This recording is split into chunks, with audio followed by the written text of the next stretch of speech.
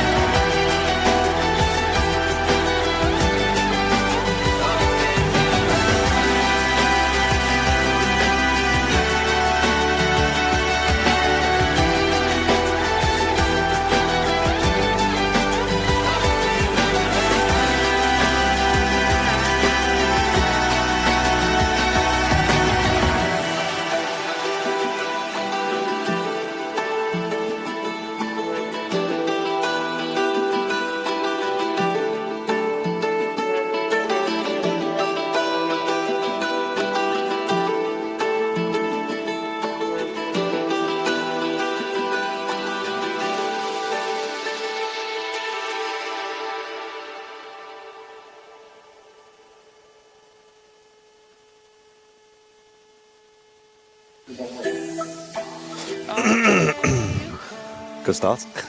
You unmuted me, actually. Ladies and gents, welcome. Hello, welcome to the Airliners Live Sunday show. Hope you're all doing well.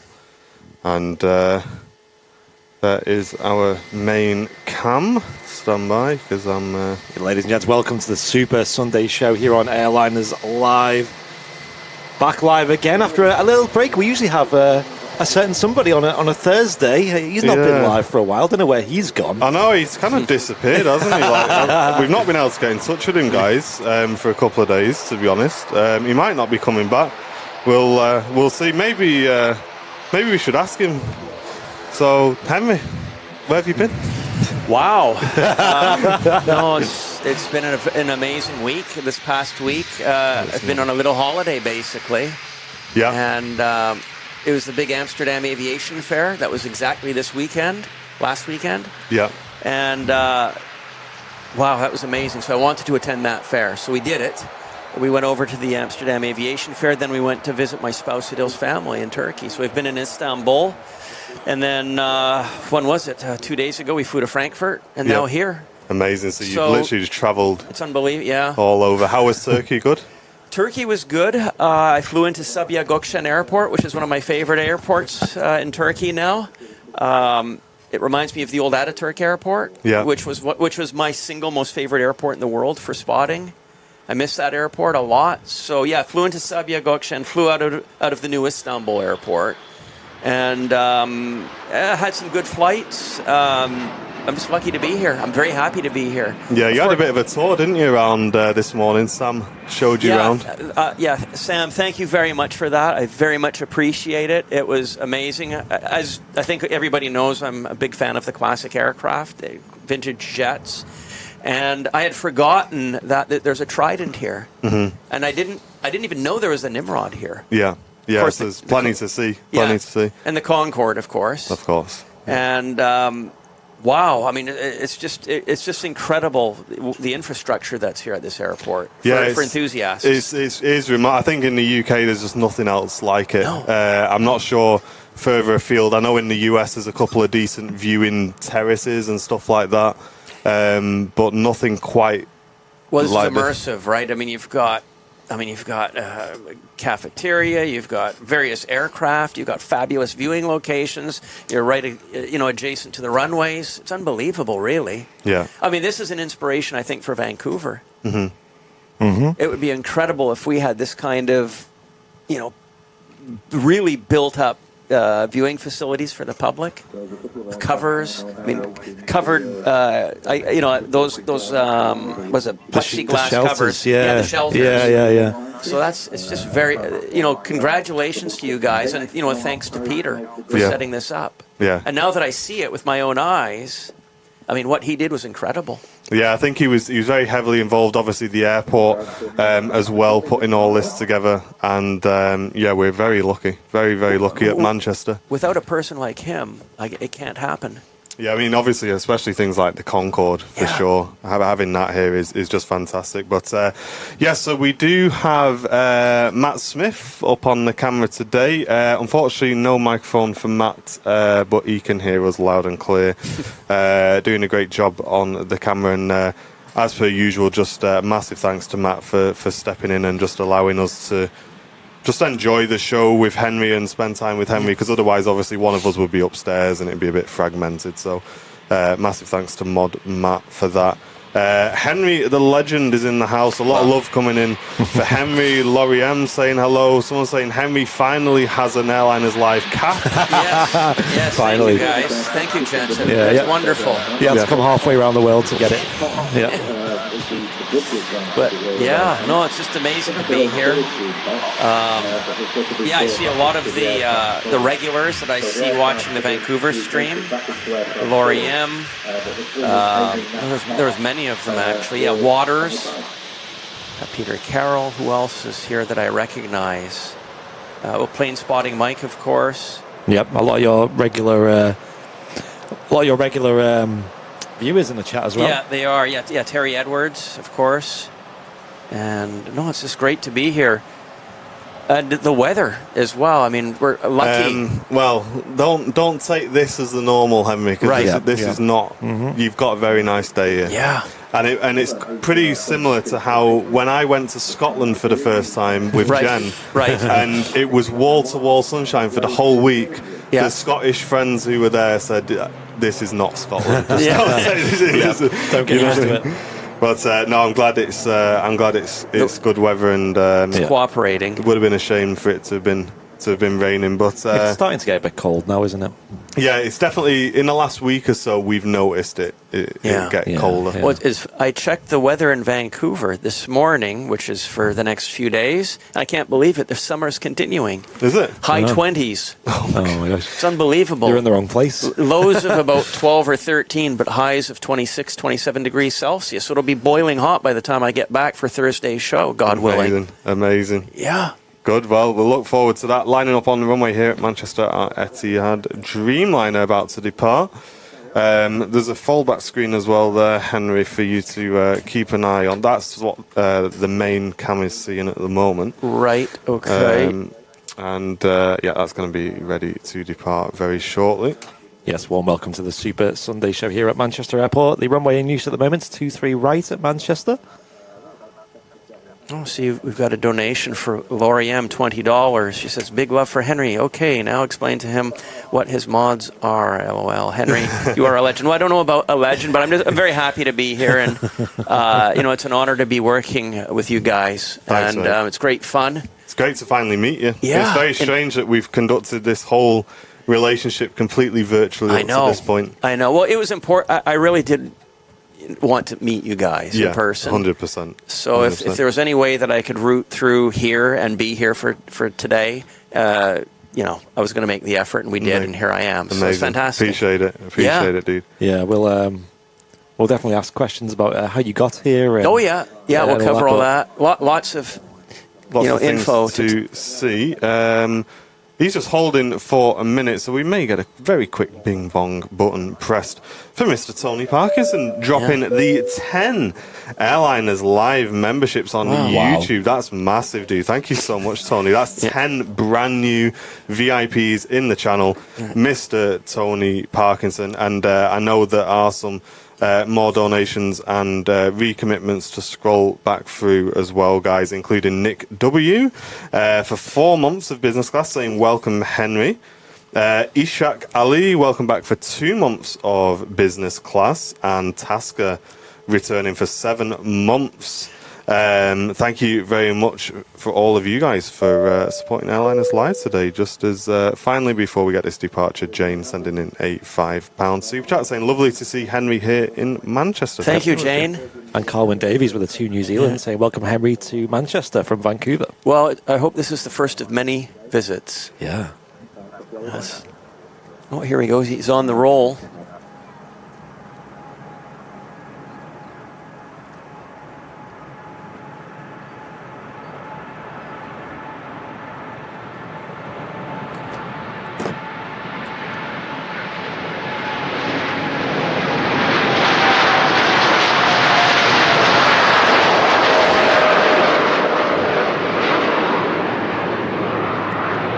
There goes the Etihad Dreamliner, the 787-10 Dreamliner today.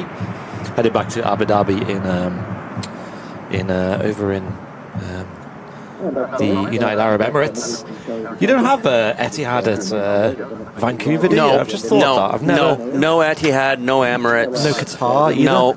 No. And I think the reason is because it's Star Alliance country and it's all locked up with Lufthansa, Air Canada. Right, that's so interesting. I think that's the reason. Yeah.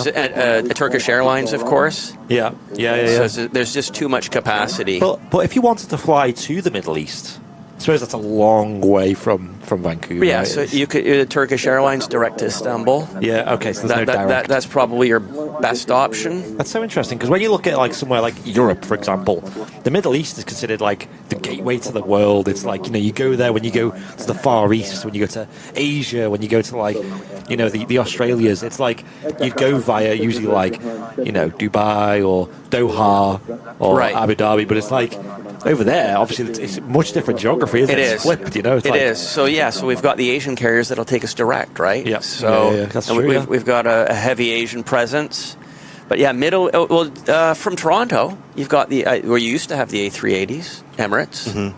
It's like different market, right? Because they're halfway to Europe already. Yep. So, the only A380 is British Airways. Into Vancouver. So I suppose London would also be seen as a big connection airport, right? Frankfurt, London. Yeah. Right? We've got Lufthansa, Air Canada and Lufthansa both serving Frankfurt out of Vancouver. And London, you're right, because that's Air Canada and British Airways. Yeah. I'm just touching down there on T3 right in from Bahrain, the Gulf Air 787-9. Going to see this regularly on the show now, which is great. She's running rather late today, I will say. She usually arrives early morning.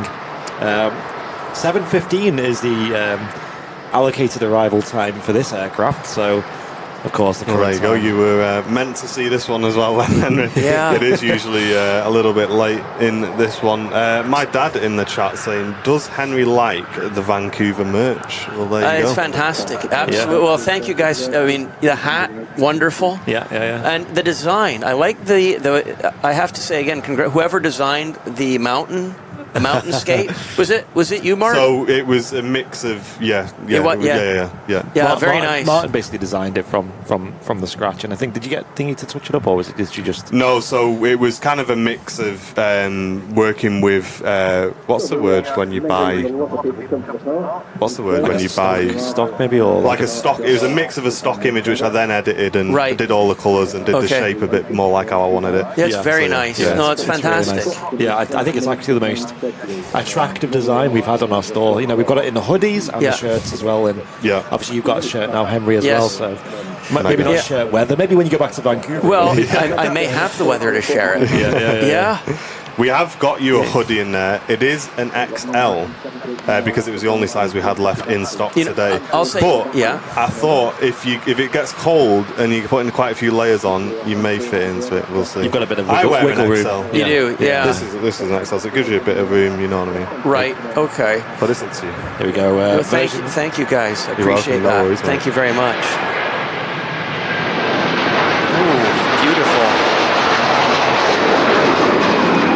The ribbons there on their wingtips. Look at that, nice bit of wing fluff as well, kicking up nicely on that Virgin Atlantic A330 on the way to Orlando. A few bits of support to catch up on as well, lots of support coming in today. Chris Capelli, welcome back, 25 months of business class, saying, I've joined the Gold Club now, how time flies with his gold tail badge. Thank you very much, dude. Really appreciate that. And Rika Hofstad returning for 5 months of membership. I'm glad I can be part of this amazing community. And Esther, welcome back for 14 months, saying, now that was a surprise, seeing Henry. Welcome to Manchester. Hope it's not too cold. No. And the three legends are together. So Esther, thank you very much. Yeah, we just need Fezzer here now. It would be all if we had Fezzer, it'd be all of us together, wouldn't it? Well, we didn't actually know you were coming, Henry, till literally a couple of days ago. Well, so maybe you could tell the story about how that came to be. So our plan was initially to fly back from Frankfurt to Vancouver. Yeah. And the flights were just looking quite full, and we checked other airports, and then we realized Manchester, Toronto actually had quite a bit of space on it. Yeah. So that it just became a question of how do we get from we arrived in Frankfurt, and how do we get from Frankfurt to here? And on the Friday, flights were jam-packed. I guess obviously there's a lot of business traffic on Fridays. Every single flight, I think 100% load factors on Lufthansa. Yeah. Between Frankfurt and Manchester. But then yesterday morning, there were seats. So here I am. Here we are. Amazing. So, and I guess for you, like, it's, what is it from there to here? What, 2 hours or something like that? An hour and 40. An hour and 40. So that's probably nothing for you, isn't it? I remember when we had a chat once, and I said, "Oh, Henry, do you fancy doing a Toronto show?" And thinking you could just get in the car and maybe an hour or two's drive. I would like to do. People have asked about it, right? Yeah, I just didn't realise the distance between you guys. It's 3.5 hours. So that's what's that? That's from here to. Where would that be? Casablanca? Yeah, okay, yeah. Maybe? Something like that. Or no, maybe it's further. Yeah, I mean, because we have a few Jet 275s that kind of do those sort of routes, don't we? They might only be 2.5 hour sectors. So yeah, 3.5. It's 3.5 hours in one direction. It can be 4.5 in the other direction to Toronto. But the other issue is logistics, right? Getting in place, getting all the equipment out there, car rentals, hotels, and flights are jam-packed now. It's just crazy. You don't realise just the sheer distance that's involved. Yeah. It's huge. And only a small population, right, over in Canada, right? Well, that's it. 35 million in a country the size of the United States. Yeah, it's like half what we have in the UK. Yeah. Well, I mean, I've mentioned that the cost of airfare in Canada is expensive compared to here. Mm-hmm. For those reasons, we don't have the economies of scale. You don't really have low costers in the same way either. Like, it's a completely different definition over there. Like, if you said a low cost over there, would you think of like? Well, that would be Swoop. Swoop, would that be a? Yeah. Okay. Well, there in Canada, it would be Swoop. It would be the new startup, Canada Jetlines, but they're not operational in Western Canada yet. We've got Lynx. In the US, they have Spirit, and they actually are, to be fair, quite a good low-cost competitor. You know, they are genuinely very cheap. Right. Well, the problem is in Canada we have very high airport user fees, which you guys don't have. Yeah. Not to the same level. Even if the airfare was zero in Canada, you know, a round trip between, say, Vancouver and Calgary would incur $75 or $100 in tax, even if the ticket was zero. Yeah. Whereas you guys can fly in Ryanair or EasyJet, etc., and you can actually fly for 10 or 20 pounds, including the taxes. Yeah. Like in December just gone, I did a trip where I did some filming at Lanzarote. And I think I paid something like £11 each way, and that's a 4-hour flight. It's unbelievable. It's like that's cheaper than it is to get the megabus down to London. This is just remarkable. It's the megabus of the sky. It's the same colours as well. Which is crazy. So, but that ticket you booked, was that within the last, say, 24 or 48 hours to departure? About a week it was. About a week. That's unbelievable, because they were prepared to let that seat go for that. That minimal revenue that far in advance. Yeah, there's a different strategy with Ryanair, for example, because they will charge extremely low amounts for the base ticket price, but then they'll charge a lot for the extras. So you've got the meals on board, right?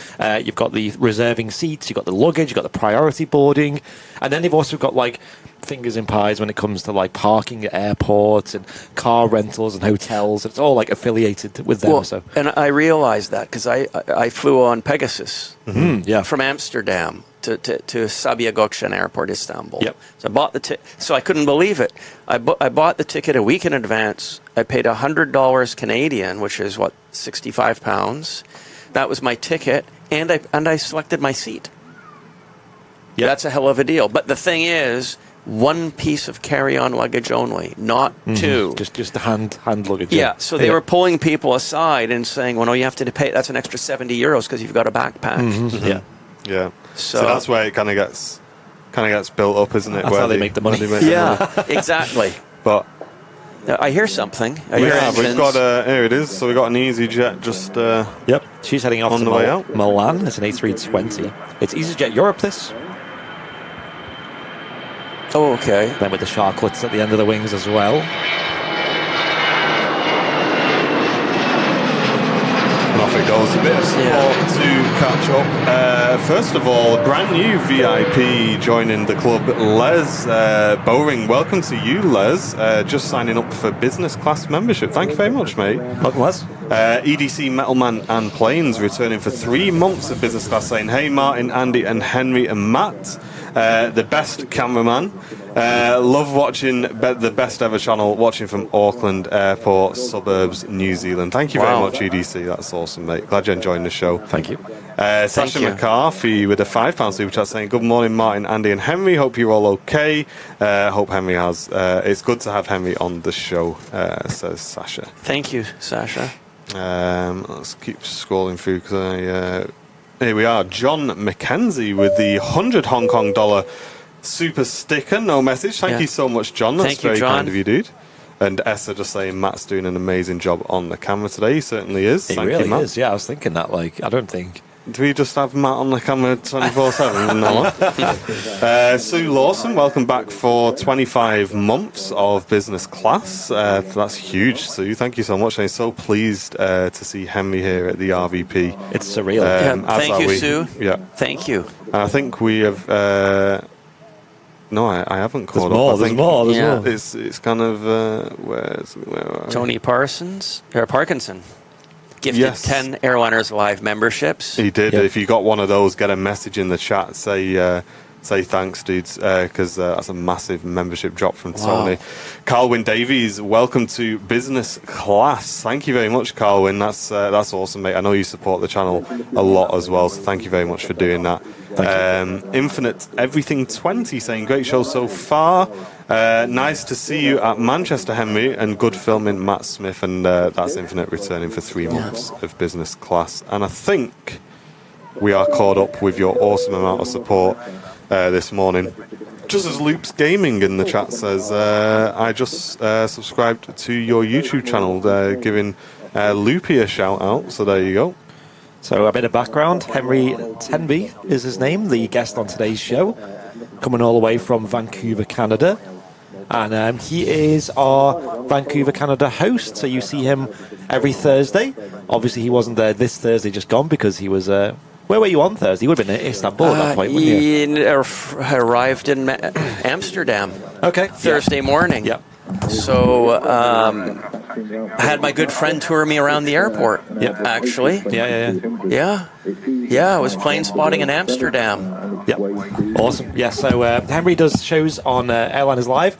UK time, it's 7 p.m. usually on a Thursday, every single Thursday. And then you do some bonus shows here and there, don't you? Yeah, the evening bonus shows are... Well, we're going to have less daylight, but I mean, we'll play that by ear, see how we can do them. They may have to early up, right? Yeah. Instead of 6 till 8, we can do 5 to 7, 4 to 6, 3 to 5. Play it by ear, see how the traffic is. Mm-hmm. But I'm game for it. Yeah. And so, who is Henry then? Like, should we divulge into that? I mean, you run your own channel. Obviously, it's a YouTube channel as well as a. What you call like a video on demand platform? Yeah, streaming platform. And what's that called? Jetflix TV. Okay, and what does that do exactly? So basically, it's a streaming service for aviation.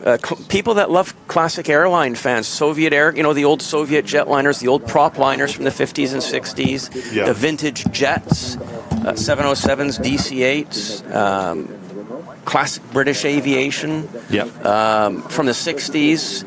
So I've been filming since 1991. Wow. I bought my first video camera in 91. Yeah. And I'm trying to remember what some of my earliest filming... Oh, we've got a departure, guys. Yes, we have. Ryanair. Wow, yeah. Ryanair, 737, heading off to Palma de Mallorca.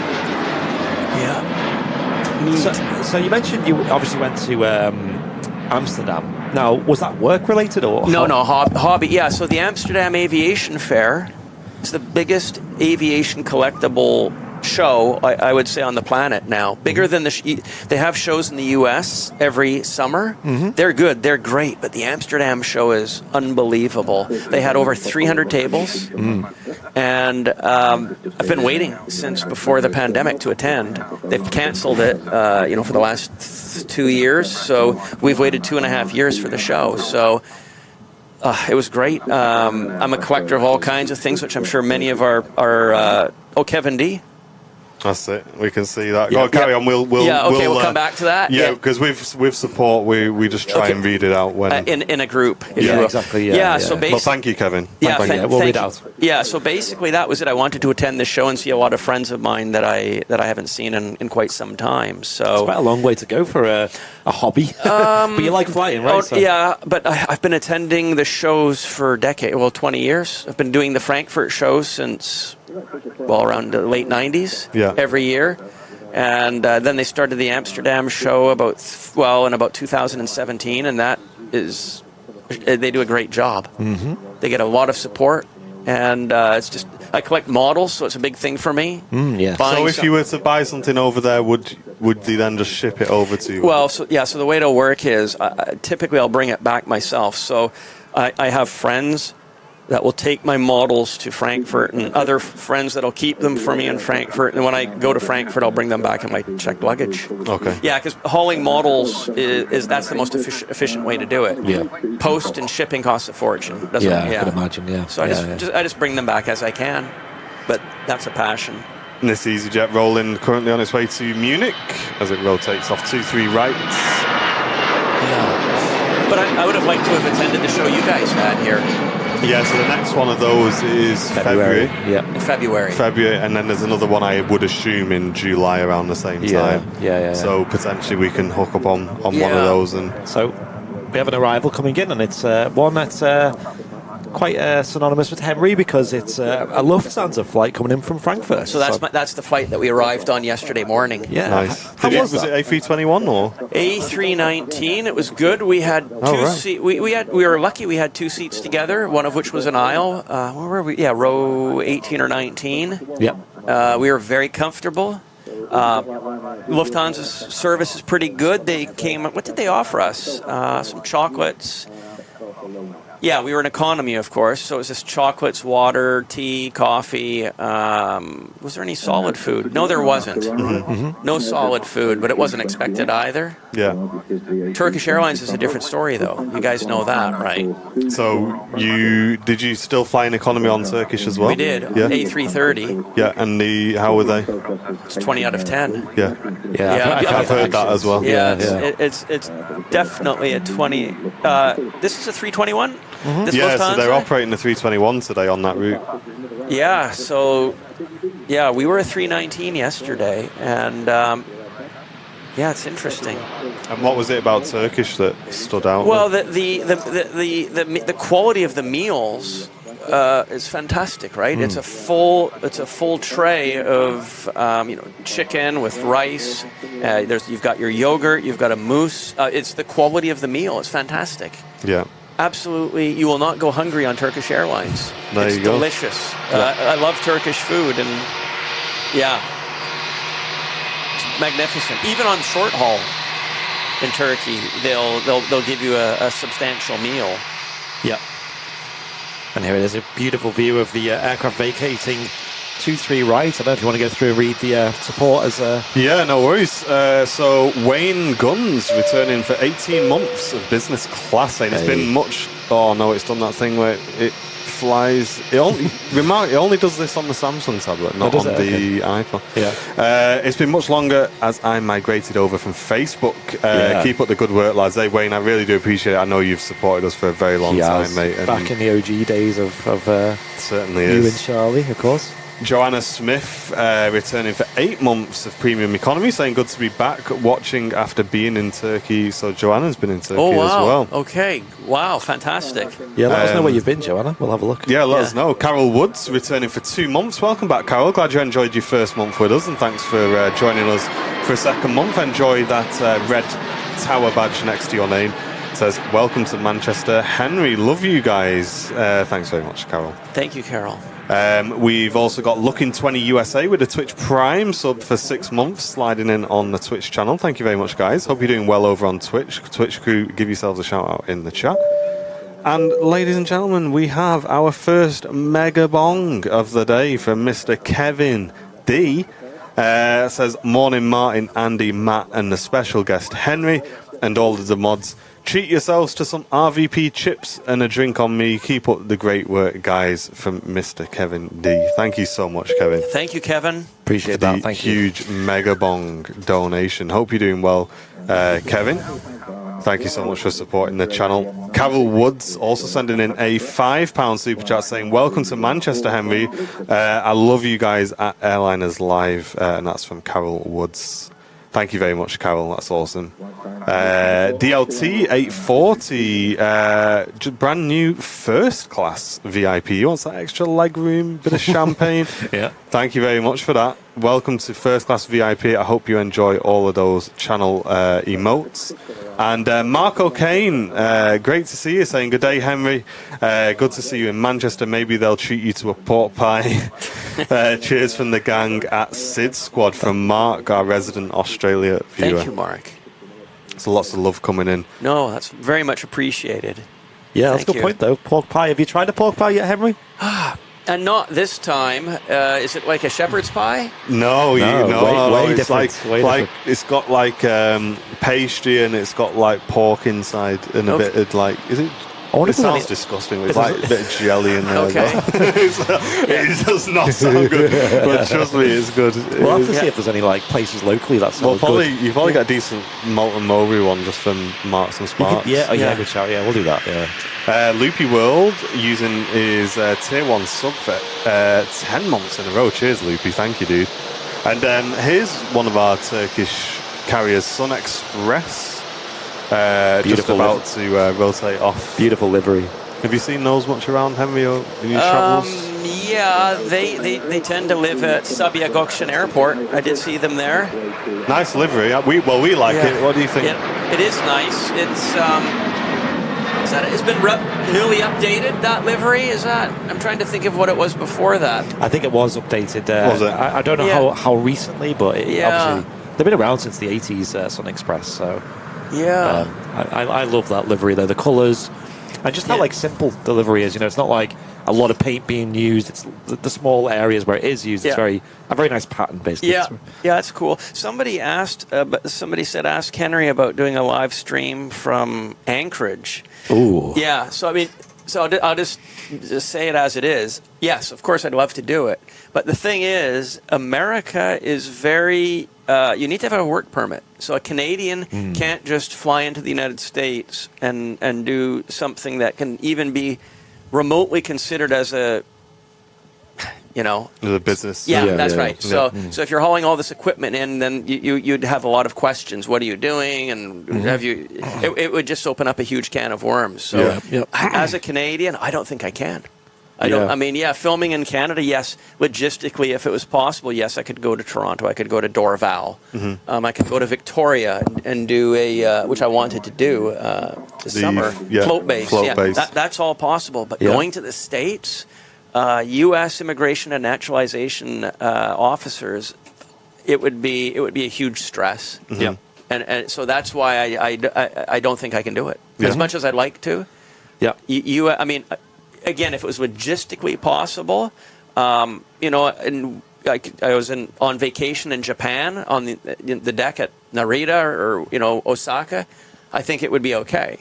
I don't think that would be an issue. Again, we're talking logistics aside, getting the equipment over there. But I'd love to do it. That's the thing. It's the same when Andy travels with the channel. Getting there is the easy part. It's how is he getting the tripod over there? Do we use it? You know what I mean? Do we use a light setup? Do we take a bit more?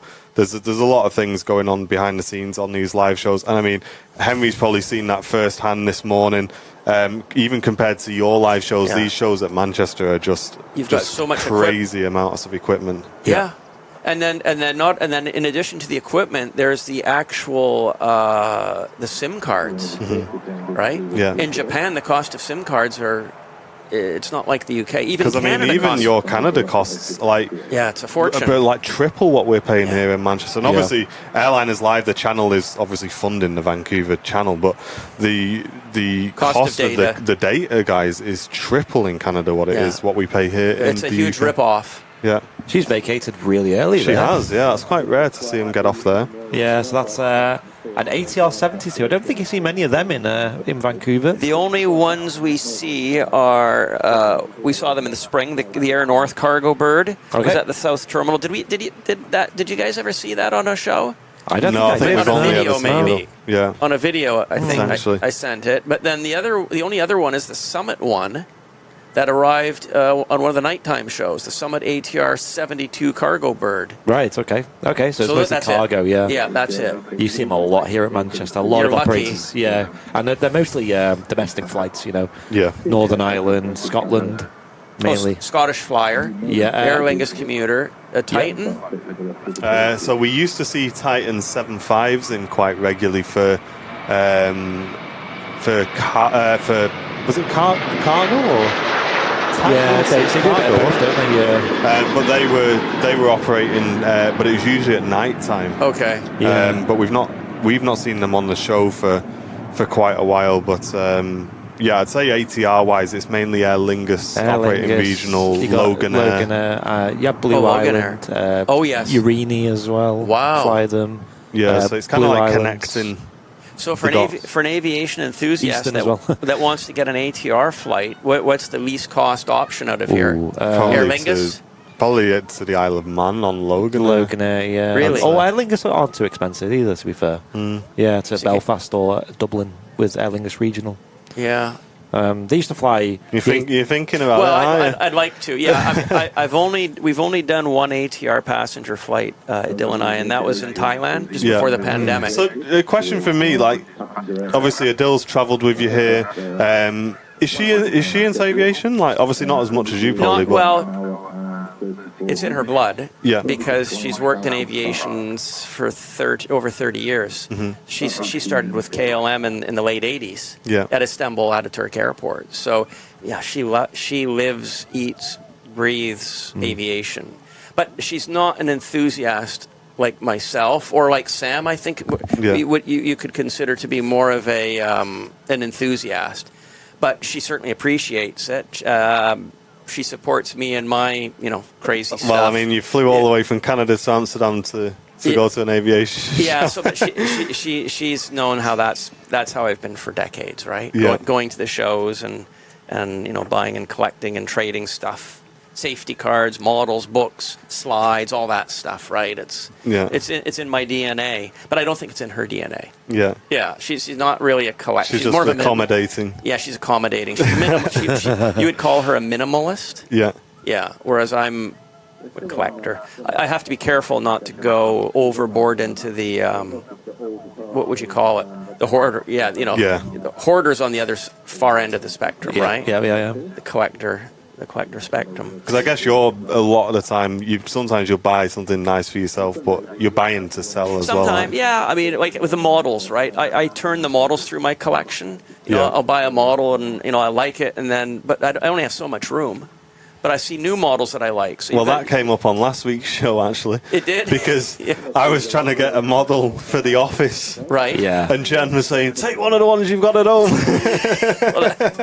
That's very funny. Yeah, so there you go, right? Yeah. So that's exactly what it is. There we go. Virgin Atlantic A330 on the taxi out. Lots of support coming in on Twitch to catch up on you guys going crazy on Twitch. What's been going on? And she's heading off to Islamabad today. Wow. Sunny23, tier 1 for 11 months, saying happy to see Henry over here. Have a great visit. Thank you so much. I mean, I'm just loving it here, guys. Greg with the 200 bits saying nice to have Henry on Sunday. Welcome, and we love Henry on Airliners Live. That's from Greg. Appreciate that. And we did have a hype train rolling, but maybe either something's expired or I've missed something. I think it was because we had subs in before as well. So thank you very much, Twitch crew, for that. If I missed anyone, just drop me a message in the chat if you can. Dave Morgan saying with a £5 super chat, hi all, usual pension day donation. Loving the streams as always. That's very kind, Dave. Thank you very much, mate. Thank you, Dave. Alex Smith returned for 8 months of business class, saying loving the stream, guys, and great to have Henry in the booth today. It really is, Alex. Yeah, we're having a great time. Yeah, well, we're actually we're meeting live in front of you guys. Yeah, because this is the first time I've actually spoke to Henry, because we were supposed to be meeting up yesterday, and unfortunately some family things came up for me at home. So yeah, this is the first time actually having a proper chat with Henry, because I think it's probably a good idea to kind of explain how Canada came about, really, because I know we did a big launch and a big reveal on the channel, and it was all kind of like, right guys, we've got a big surprise for you, here we go, here's Canada, here's Henry, bang, let's just do the shows, right? But so much went in behind the scenes for months before that show. And I think the short version of that was myself and Andy knew that Airliners Live needed to expand. Manchester is absolutely fantastic, but it gets to the point where you need an extra show, and doing 3 shows from Manchester we felt wouldn't be the push in the right direction. So we were looking for another location, and both me and Andy, and we say this all the time, we're super fond of iTrapper's work, and we've been fans of him for a good few years, watching his YouTube work, all from Vancouver. Right. And we were just watching it going, wow, this is... The lighting in Vancouver is just amazing. The variety of aircraft as well. It was like Manchester in a way, because you had small planes, big planes, float planes. Yeah. You know what I mean? And then you've got this backdrop of mountains everywhere. Me and Andy were just like, this is it. Yeah. Because with Airliners Live, it's always been about the audio and the visuals. And with Manchester, you've got this panoramic view of the airfield, and you've got that at Vancouver as well. And it's always been about, like I said, the good views. That's why we've loved Manchester, and that's why, like, you even go to, like, Heathrow or things, you know, where you do get, like, mega, like, it's busy and there's always, like, crazy movements. They don't excite us too much, you know. I go to Heathrow and I'm always a bit like, that wasn't as good as Manchester. Like, the views and experiences here is amazing. It's the same with Vancouver. You get, like, unbelievable views that you'll go to other airports, you're like, oh, well... You know, it would have been nice to be at Vancouver spotting it, where you could get like an amazing view in Manchester. So well, pretty soon we'll start to get the first snow on the tops of the mountains. The snow makes the mountains pop with the aircraft against them. Right in the summertime, they're dark green. It doesn't pop. as much. And then you've got the low light as well. The sun's a lot lower.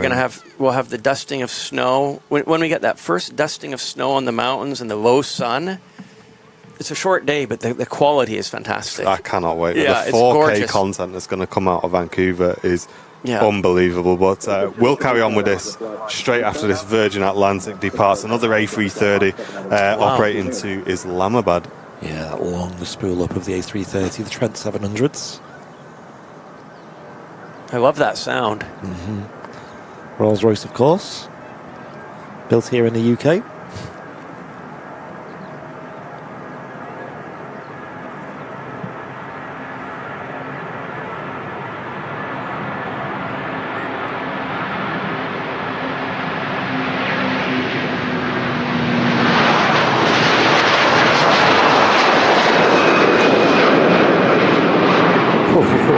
That was good.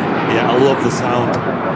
You can feel the building shake. Yes, yeah. And sometimes car alarms get set off. And although the Rolls-Royce engines sound fantastic, like that, some other operators use the CF6's engines. And I think they're louder, if I'm honest. So we might get lucky enough to see the Aer Lingus A330 today. Okay. Which is the only one Aer Lingus A330 based at Manchester. Where does it operate to? Orlando. Wow. So, and Orlando is a very popular route over in Florida. In fact, there's quite a lot of services to Florida here. You've even got TUI. I don't know if they're still doing it, but they operated a service to Melbourne, Florida. Wow. And when they started it, we all thought it was Australia. We were all a bit confused for a quick minute there. But Well, it's Manchester, right? I mean, there's many Manchesters in the United States. Yep. There's a Melbourne here in the UK, only an hour drive from here. So we thought they were operating to there at first. There you go. Do you have any 340 action here? I don't think I've seen any. Other than like the odd private charter one, nothing in terms of commercial aviation. Liverpool Airport just down the road had an A340. Was it last week, guys, or the week before? For a football charter. Last week, I think. Okay. Yeah. Sadly, we missed that. It was overnight anyway. But we do occasionally get them here. We actually had one last week right here at Manchester. It left early morning. I think it was a football charter as well. But yes, A340s, not many. Not many. A330s, lots of them. Yeah. So we were lucky in Vancouver to see that Swiss, the Edelweiss 340. Oh, yes. That looks the nighttime, That's beautiful, yeah. The nighttime departures, that was a treat. Yeah. That was a real treat. And just a very brief disclaimer, because I was conscious I had the camera on them when I was texting in the middle of a discussion. Jen's mum is currently in hospital, guys. So if you see me texting and maybe it doesn't look like I'm 100% listening, just a FYI, that is what's going on.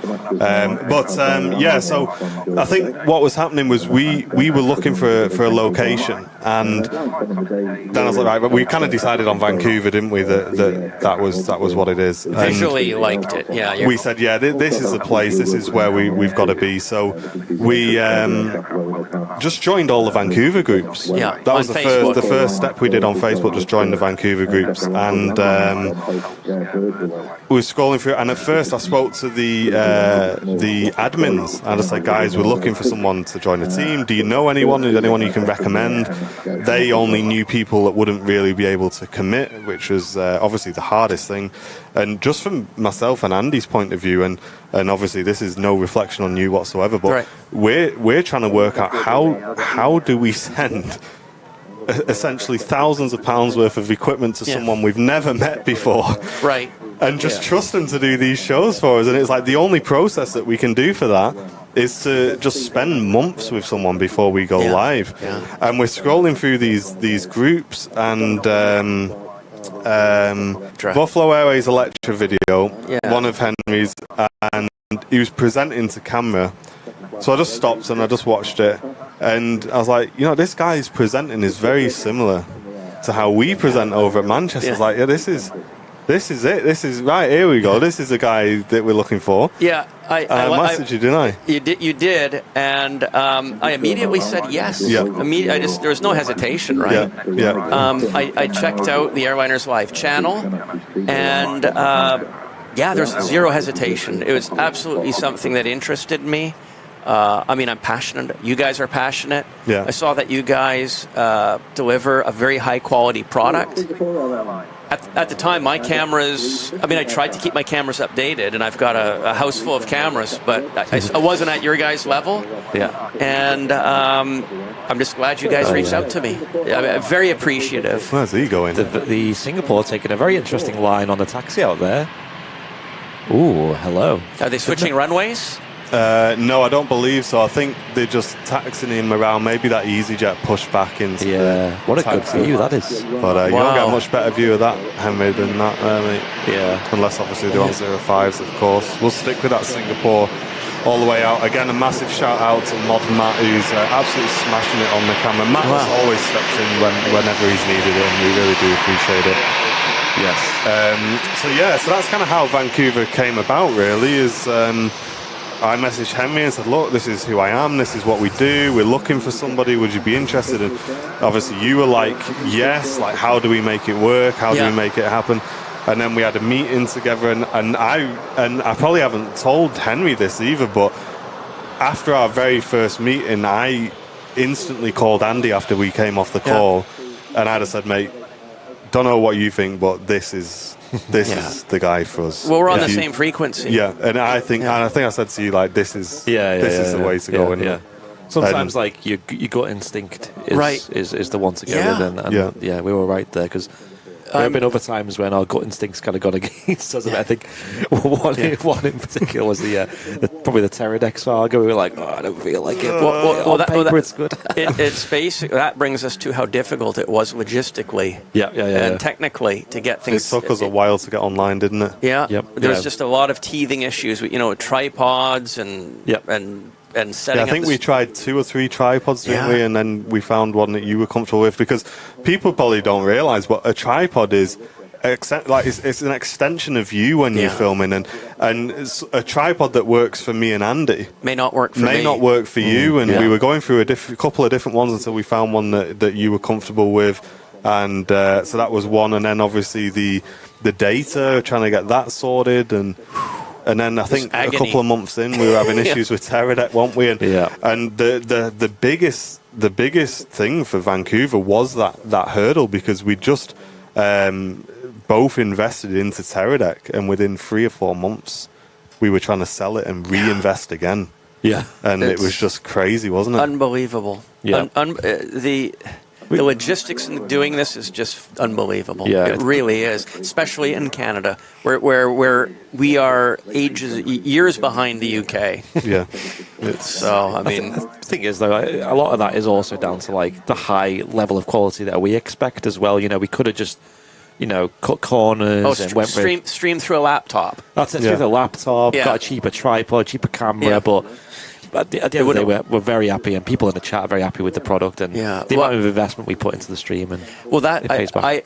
I do appreciate people's patience, because people were very patient when we were doing the test streams to the VIPs. Yeah, they were great. Yes, we did. The VIPs were involved in the very early Vancouver shows. So very. And that's that first stream for me, and we were. I don't know if you remember this, because this wasn't a thing for very long. And I'm conscious we have got some support to catch up on. So if you've sent some support in, guys, thank you very much. We will read it out momentarily. Yeah, thank you. That for the first couple of streams, me and Andy were actually operating the studio side of things from home. From home, wow. And I remember you were sending us the feed, but then we were bringing things up on screen, and we were rolling intros, and we were trying to tell you when the intro had finished. Yes. And looking back at that very first show, it still gives me chills, that intro. That intro was intro, and then we'd been practicing it, and the delay between me and you, because I was on the phone with Henry going, right, my intro's rolling now, but there was always like a 5 or 6 second delay, and we were always struggling, because we'd finish the intro, and then Henry would halfway through be saying, hi guys, and literally you'd press it and you just go, guys, like this, and you'd miss it. But on the day, it finished perfectly, and then went straight into you, and it synced up just perfectly on that very first show. Wow. It was crazy. Absolutely crazy. But let's get up to one sort of donations. So Joanna Smith, first of all, sending in a very generous $8.99 super chats as the EasyJet rotates to Lisbon. Saying, went to Antalya on TUI Max. CFM engines were awesome.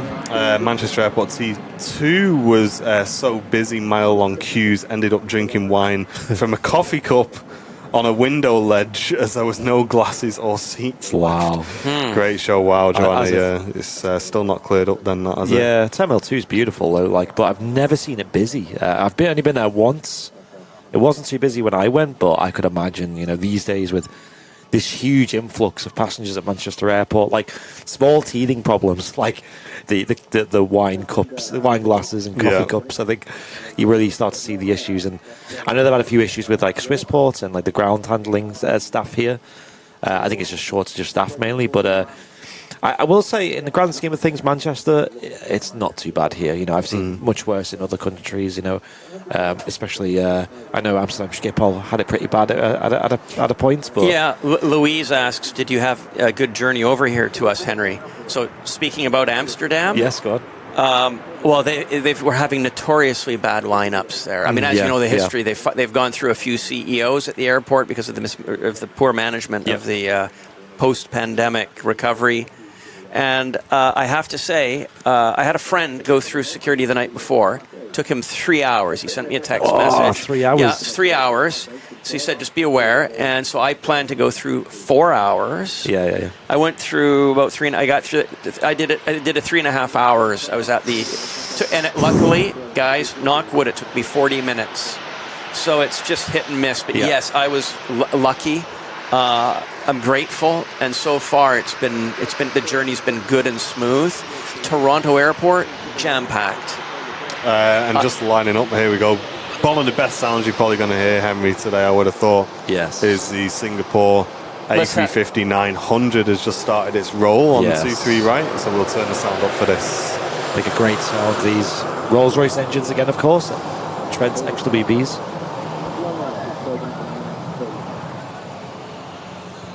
Nabila, I am laughing at that message. That's quite good. We need a Henry. We need a Henry one now. Yeah. Get the full squad on there. Yeah.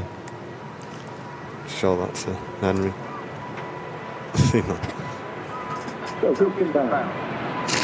Need to get you on there now. Yeah, we can make one.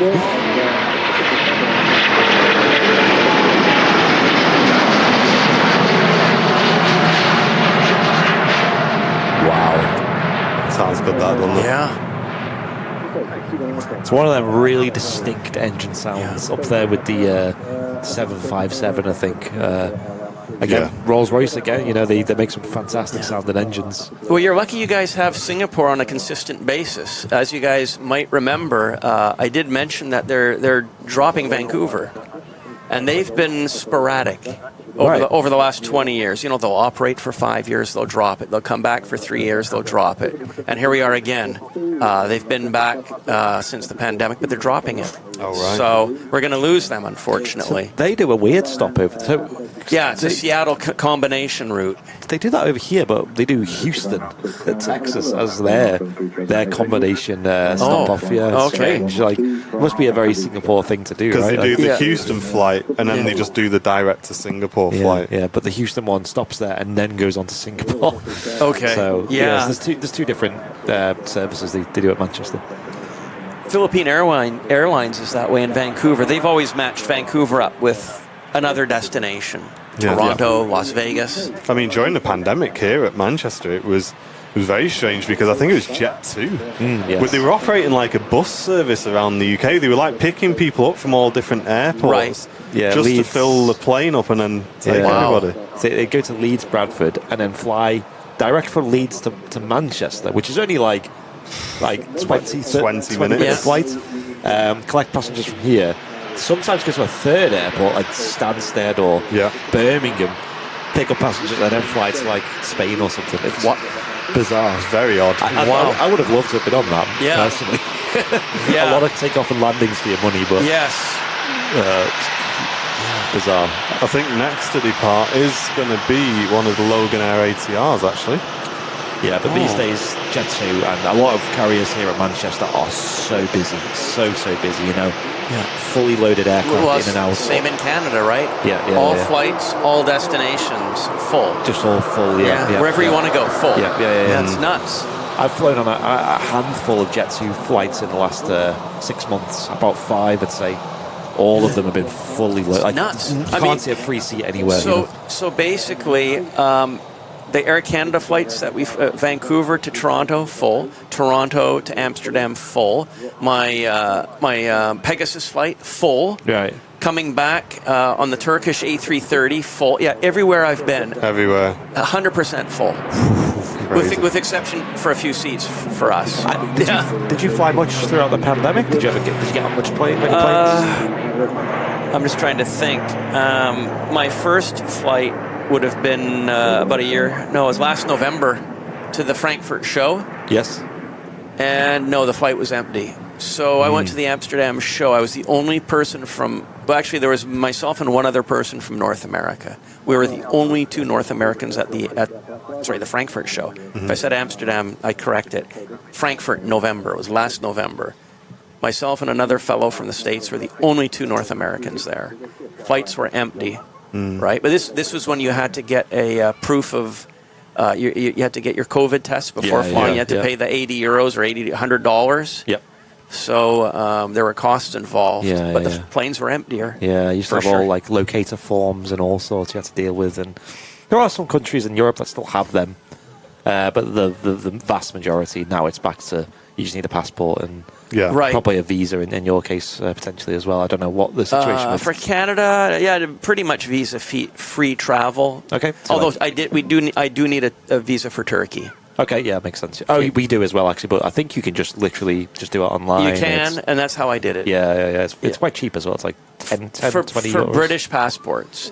Yeah. So I have a British passport, I have a Canadian passport. So yes, I would try to use my British passport for going into Turkey. Okay. So you're right, it's about maybe $20, $30 versus 70 or 80 for non-British passport. Yeah, there are some countries out there where getting a visa is, a tourist visa is a long process. And, I went to Moscow back in 2019, and that was like a long process. You had to go into... Expensive too, isn't it? Yeah, you had to be interviewed by a consulate. Expensive. You had to be personally invited by someone who lives there. Isn't it like an invite system? Yeah, you can't just show up. You've got to have someone invite you, and you've got to show them how much is in your bank and how much you're going to take in and what you plan to spend. It's just bizarre. I bought a visa to go to Belarus for Aviation tour in 2000 It was for the retirement of the Belavia Tu-154. So that might have been in 17. And it was the same thing. I had to go to the embassy in Ottawa in person and get it. Yeah, it's crazy, right? So it was worth it, though. Is Captain Mark's in the chat as well? Morning to you. Oh, is he? Excellent. I'm not sure if you saw that show, Henry, but we had a pilot that flies in and out of Manchester on the show with us a couple of weeks ago. Yes. Yep. And a very good friend of ours as well. He's in the chat saying hello. Great. Hello, Mark. In from Geneva. Mark, did you want to come into the office tomorrow? Was it tomorrow you wanted to come in? Or was it Tuesday? You might even see Henry if you pop in tomorrow. And Ian Meadows, Digital Dog on Twitch said this a while ago, just when we were talking about how Henry kind of fit in to the shows. He was saying Henry does have a lovely voice and presenting style. It feels like you know him straight away. Oh, I appreciate that, guys. It just could be because I'm a lifelong aviation fan, so I speak the same language as 99% of the people watching the show. So I appreciate that. But Ian Meadows is saying we need to get Henry to Sydney. How would you get there, and how long would it take? Yeah, so I've done that. It's Air Canada direct, and it is what is it? I think it's about 16 hours out of Vancouver. Brisbane is an hour and a half shorter. But I've been to Sydney. It would have been about 2016 with my spouse Adil on one of her working flights. So it was a very short visit. It was just basic, what was it, 1 sleep or 2 sleeps? Might have been just 1 sleep, if you can believe that. And I loved it, right? Adil showed me all around. We went to, Manly and Manly Beach, and what's the other one? There's another famous beach there. I'm probably the worst person. I'm going to dip out of this conversation. Australians watching in the chat, though, I'm sure will. So we did the walk around to the rocks and the Opera House. We visited the 2 beach areas, and I just loved it. And I have a funny story, though, that Adil tells me about one of her trips to Sydney. Yeah. Is it PG? It's PG. Yeah, it's PG. People say Bondi Beach. Is that the one? Yes, it was. Oh, Bondi. Yeah, it was Bondi. Bondi, yeah, exactly. So she was walking with her crew after dinner one night back to the hotel. And there was, 4 or 5 of them. And one of the female flight attendants behind, as they were walking, she let out with a blood-curdling yell. And everybody was just shocked what was going on.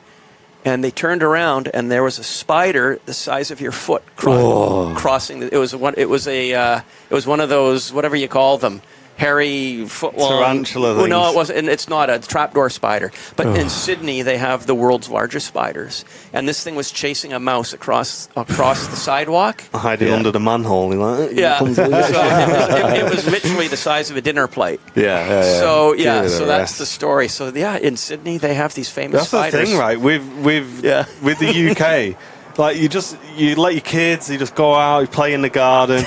Like I've walked from the car to here absolutely fine, no risk of dying whatsoever. No risk. Like, literally, I did that in Australia. Literally, my journey from here back to the car, I'd be dodging all sorts of crazy animals.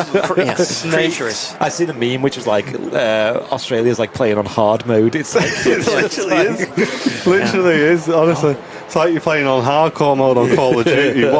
One false move and you're dead. Yeah, huntsman spider. Huntsman. They're that's huge the one. ones, aren't they? Yeah, they're huntsmen. No, but they don't. I don't think they sting or bite humans, but they are visually scary. Yeah, they do have poisonous. I think isn't it the rule that if they have colours on their knees, they're poisonous or something like that? Maybe. Yeah, they're just brown. Yeah. No, we don't. Because that's the thing. Like we do get spiders that are what we would call fairly big, but nothing compared to. But the way I think about it is because in the UK here we're not used to it. Like the craziest thing I've done was getting a snake. I think it was a grass snake, out of this house we were staying at in Wales. Right. Me and Jen were there, and she's like, "I'm sure I can hear something there." Yeah. She's like, "I'm like, oh, whatever, rubbish." No, definitely something under the. So I look under and you see the thing going like oh, there's a snake in here, like this, like whoa. So we're like looking at how are we going to get this out of the house? Like it's going to disappear. So we pull this thing forward so I can see it. Yeah. And I got this broom in one hand. And I've watched Steve Irwin a few times, so I've got a good understanding of what I'm about to do here. And I gripped this snake by the tail. I'm like this with my thing just holding him like this, walking out. I'm like, Jen, film this. This is going to be the most manly thing I've ever done. This grass snake, it was about that big. And I'm like, it's just carrying it out, and then just put it down. Sent it to me dad. He went, "Are you mad?" He said, "It could have bit you. That it could have done anything." And I was whipping his snake out. But if you would have done that in Australia. You know what I mean? You don't know what you're touching. No. And the thing is, like, that's the craziest thing that's happened to me in the UK. But when you go to Australia, if you see anything like a spider, a snake, or anything, chances are it's not going to like you, is it? No, they say if you get bitten, to take a picture of whatever bites you. Yeah. So you can immediately get whatever antidote or whatever medication is necessary. It's just crazy. So you need to have that picture. It's I think I'll avoid that. I didn't know we had snakes in the UK until you so sent me that. Grass snakes and corn snakes, I think we have in the UK. I've never seen one or anything similar. But it was that was like the craziest thing, or the craziest animal I've seen in the UK. And it's not even dangerous. It can bite you, obviously, but it won't do anything. We've been getting a few spiders recently, but how big? The biggest one we've seen, like what I would describe is like we have in our bedroom like a single plug outlet, one that's just one plug. Yes, it was the size of the whole plug, so it was about that big. It was a decent size, and it was slow moving, crawlable. And it wouldn't even fit in like a glass, like it was that big. It's a house spider, right? Well, there you go. Look, I got even more manly in the chat. Look, go on. It could have been an adder, which was poisonous. There you go, guys. Yeah. I mean, Addy survived. Defeated it. Yeah. I don't know. Do we have adders in the UK? I mean, everyone's saying we do. Yeah. Bit of escape from the zoo. For all there you go. Yeah. But I risked my life to get it out of the house. I think it's a false widow, I think, is what we've seen. Yeah, so they're quite a thing. I don't know how long they've been around for, but they've been in the news recently, those false widows. Yeah, I think that's what we have. And apparently they can bite you. They're not going to kill you, but it gives you a nasty bite. Yeah. And it was they're big. kind of getting about a bit, aren't they, in the UK? I was glad it was slow though, because if it was fast, that's when it got a bit scary. But it was slow, so it was easy to deal with. Yeah. It was actually, I woke up and it was at the end of the bed on the wall, and I just went, Sam, I'm not going to alarm you. Don't move, you just but there's a giant spider there. I'm going to deal with this, but just don't be alarmed. Yeah. It's not Jen going to kill loves you. spiders. Well, I don't know if she loves spiders, but Jen's one of those people, and there's probably people in the chat who will know people like this, who will save any animal, no matter what it is. If there's a spider in the house, the two cats will chase it and they'll try and eat it. Yeah. So she'll be getting the cats out. She'll get the spider. She'll pick it up, put it on her hand, put it outside. Yeah. Saving the most flies. She'll save flies and all. You'd squash a fly and not even think about it. I hope she doesn't save mosquitoes. Well, I don't think we get too many of those over here, so we're all right. But she will literally just save anything like that. So spiders, she's not too bothered. But the thing is with me with spiders, I don't mind seeing a big spider, but what I don't like is going to sleep when I know there's a big spider in the room. Yeah. Because you need to get rid of it, don't you? It can just crawl all over you, can't it? Yeah. But my mum used to just dispose them just outside, in the garden. And it's like, hang on, if you do that, it's just got to come back, surely. If it rains, So you have to pick it up, drive it round the block. That's what we used to do. We used to go down the road, So it goes to someone else's outside house. someone else's house. Not our problem anymore. Oh gosh! But at least you're not killing it then, you let it live. There you go. Looking at the old radar, looks like we've got a touch of quiet time, but we have got Ryanair just about to turn onto the ILS in from Milan. So that'll be our latest arrival to come in. He's closely followed by a 2E73 from Reus and another Ryanair from Girona. So that's the thing with Manchester is we do get our heavies, nice mix of heavies, Henry, but a lot of our traffic is built up with our low-cost carriers. Well, it's like Vancouver with the Q400s and the Maxes, right? Yeah. And another Q400, Dash 8 It can be WestJet. It's either Air Canada, WestJet, or a Max, or a WestJet 37. Same thing, right?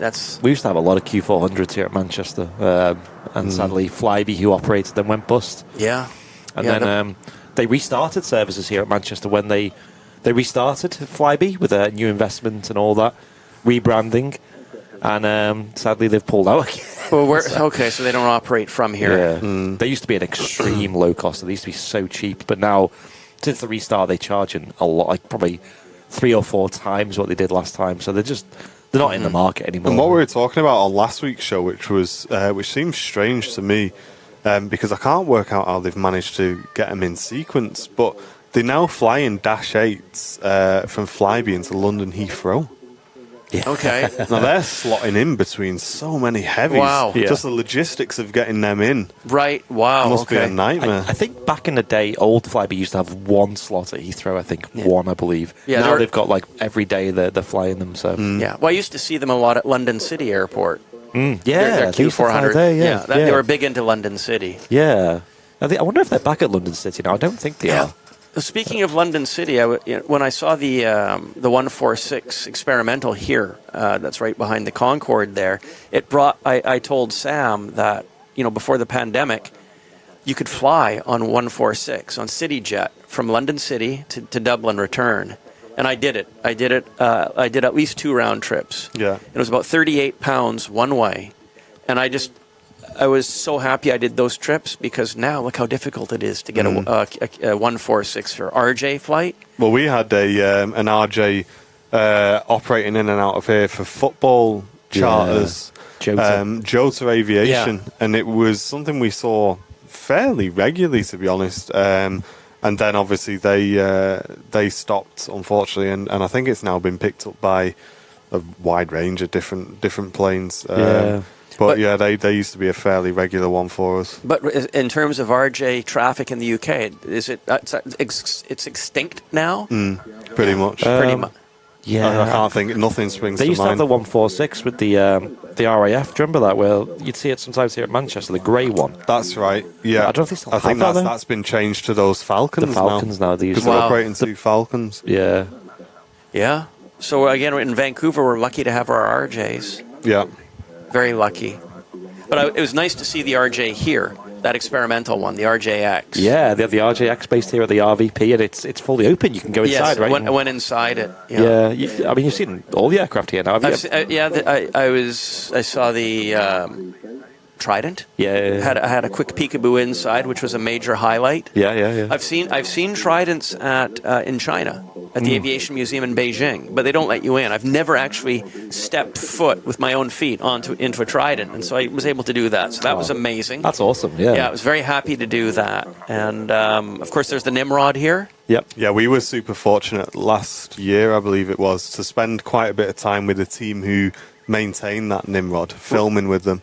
And some of them actually served on Nimrod as well, and they were showing us through all of its features and how everything was done, and how they drop in like the pods to search for the submarines and stuff. It's just awesome. Is there any? Is it close to being able to run engines or put ground power? Never. I don't think they'll ever let it run engines, but it powers. So the systems come on. The avionics work. Avionics and the computers in the back are coming on. Yeah, there's a lot of electronic Concorde, they've got the nose moving. Right. So there's hydraulics going into Concorde for that. Yeah. Right. Along with cockpit lighting is working. Yeah. And there's a lot working in Concorde, isn't there? Yeah. There's a lot working. Yeah. Well, I'm a huge fan, as you all know, of British classic aviation. And one of the other things that I'm grateful I did was Bruntingthorpe. I mentioned it to you that I did a trip to Bruntingthorpe for the Cold War Jets days. And that's no longer, right? Because the airfield's been sold, and those aircraft have been either dispersed or they're not operating. Yeah. But it was unbelievable to see they had a live Nimrod Comet. And they did a taxi with it, didn't they? I did. Yeah, they did. I was on board the Nimrod for that. It was unbelievable. Amazing. And all of that content is available on Jetflix well, not TV. all of it, some of it. I've got the Nimrod show up. I still have to do the Comet and the Victor. Yeah. But I do have the Nimrod footage up on Jetflix. But we are going to be working with Henry in the coming months, probably, I'd say is the right time frame, weeks and months, to build up some more content with Henry surrounding Jetflix, potentially shifting some stuff over to a YouTube channel as well. So keep your eyes peeled for that, guys. But in the meantime, head over to Jetflix TV, the website. Links will be in the chat. And go and have a look around, guys, because there's awesome content on there. And as I say, we'll be looking to increase that with Henry. And in time, I'll have some promo codes to share, so to save people some money and access and whatnot. So that's coming. Amazing. Well, thank you, guys. I do appreciate that. That's all right. And Roller Skate's brand new premium economy member. Welcome, dude. Thank you very much for signing up to VIP. And Terry Edwards with a 449 super chat saying a coffee for Matt on the camera out in the cold. No worries, Terry. We'll make sure he's sorted. Matt, give us a nod on the camera if everything's all right. Do you need a loo break, coffee break? You all good? He's all good. Is that a nod that he needs or no, a nod that he doesn't? We will nod if you're good then. Blink if everything's okay. Yeah, blink twice if you need to get out. Sadly, our mixing desk that we use only has 4 inputs, so... It would be good if they did a bigger version of this, wouldn't it? I think I would definitely go for it. We could definitely, if it was a regular thing, we could also have just like another mixer that we'd connect to. There is definitely a way of doing it. We can just balance it out. Yeah. We'll work something out. But no, Matty Boy Smith stepping in on the camera, which is great, because it means me and Andy can have a good chat with Henry, and the show should flow nicely, which is great. There's a lander. Yeah, it is. This is a Tuian from Reus 737-800. That left 2 hours 5 minutes ago. Just about to touch down on 23. Right, that aircraft 9 years old. And Whiskey November on the reg. Lining up is our BAE shuttle back to London Heathrow, operating the A320 today. Have you seen the reg? No, I haven't actually. Let me have a cheeky look at this. Got to know. G-Tow. G-Tow is the reg. The BA shuttle service, which I'll be flying on in about 6 weeks' time, I think, in November. You've booked your ticket already? Yes. So we decided to go with British Airways to fly to Austin. Oh, is that where you went then, was it? We had the option to do Virgin, but BA was a better option.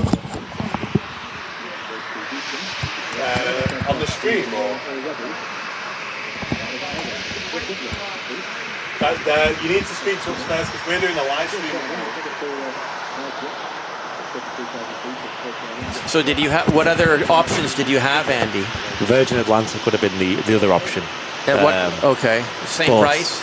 The issue with Virgin, now I love Virgin, they're my favourite airline, and they have probably a better package as well in regards to economy travel. Nicer interiors as well, I will say. Okay.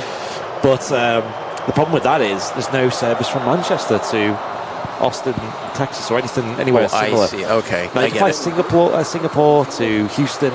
They're very expensive, though, Singapore, comparatively. Okay. Now, it would have been nice for Virgin, but the issue is, yes, I would have had to drive down to London, pay for parking, maybe stay overnight in a hotel. Just so many more stages to it.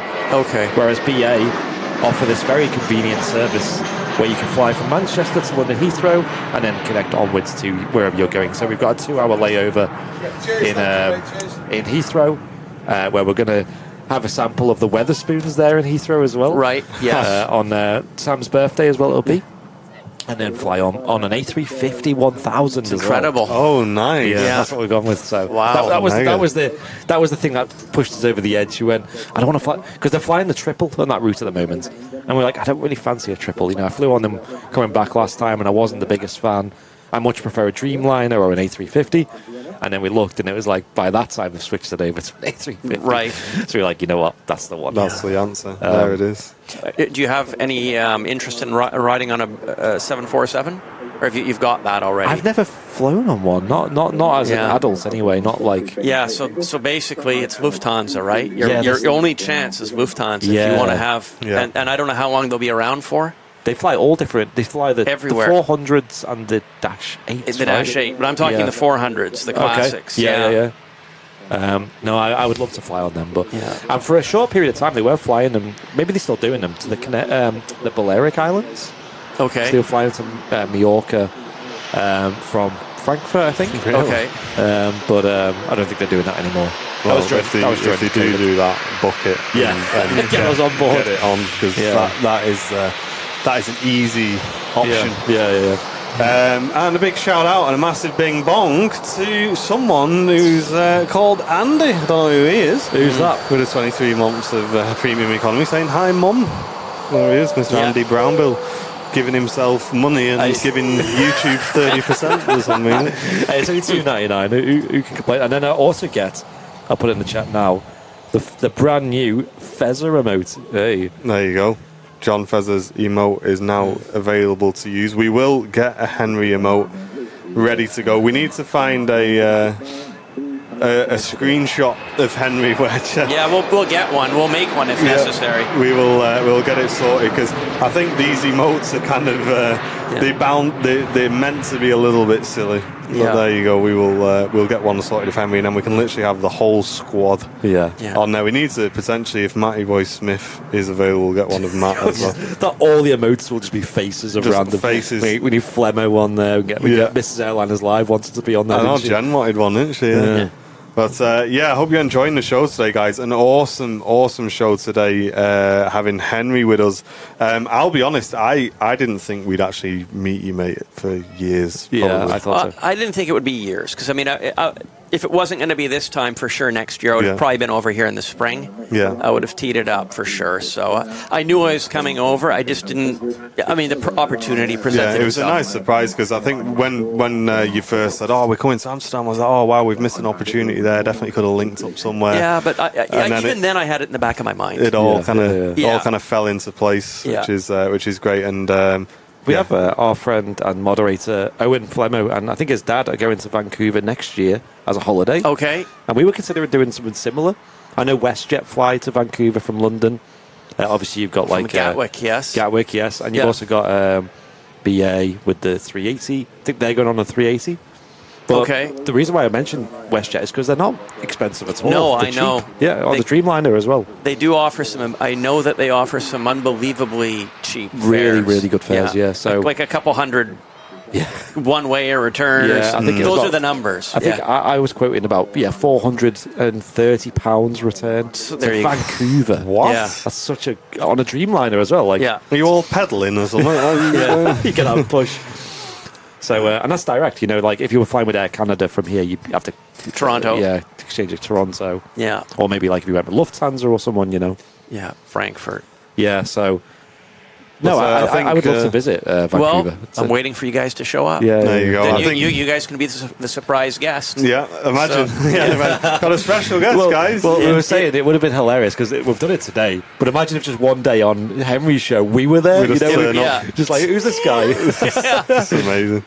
But It would be I very think funny. you're planning on popping and seeing the old office and show you around Barton tomorrow, Yes, hopefully. we'll do that tomorrow morning. I'm looking forward to that very much. We have a very exciting meeting tomorrow, which we won't say much about today, but hopefully if that goes well, we'll have some more news for you guys, especially VIPs most probably, in the coming days or weeks. Great.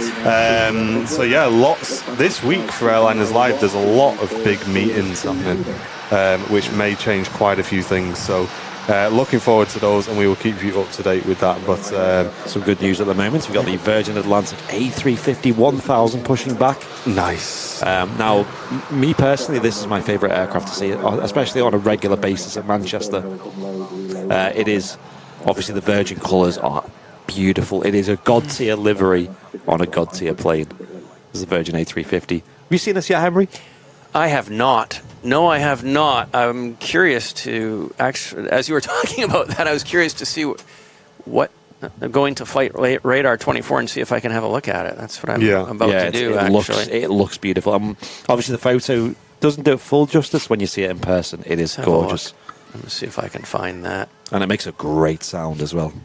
Let's have a look. He passes the iPad. I Yep. should have enough charge. Yeah, it should be good now. So this is my personal favourite aircraft to see on a daily basis. Yeah, at I Manchester. see it now. Obviously, we've got the King of the Skies as well, which will be touching down usually about half an hour from now. Let's have a look where he is.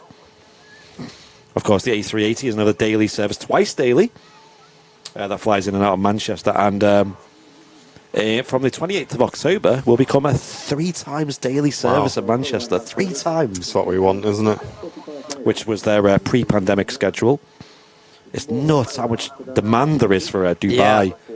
Well, everywhere. I wonder how long this demand is going to continue for. That's a question. Because in theory, kids are back at school. This, between now and Christmas is a quiet period.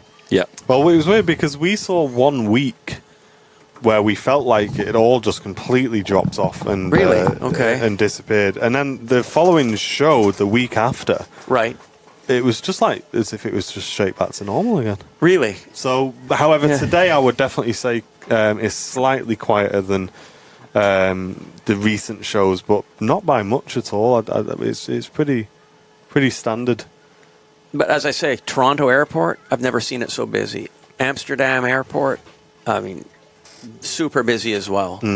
I couldn't get into the lounge there. Really? Yeah, it was just, but even walking in the finger areas of the terminal building, there was nowhere where there wasn't somebody just 3 feet off your shoulder. It was like Wow. it was like ants at Amsterdam. Just it was unbelievable the amount of people. I think a lot of people have like 2 years now of backdating their travel, Yes. so That's obviously right. they've missed out with 2 years of travel, but also probably people have like vouchers and things they've accumulated and cancelled flights and things they need to recuperate. So, and for me personally, it's probably the same for you, Henry, when you've had the luxury of like, frictionless travel taken away from you for so long, when it comes back to you, you just want to like indulge and you really appreciate what you had before. You're like, wow, we this was all so easy before, and it's back now, and I really want to travel and get seeing the world again.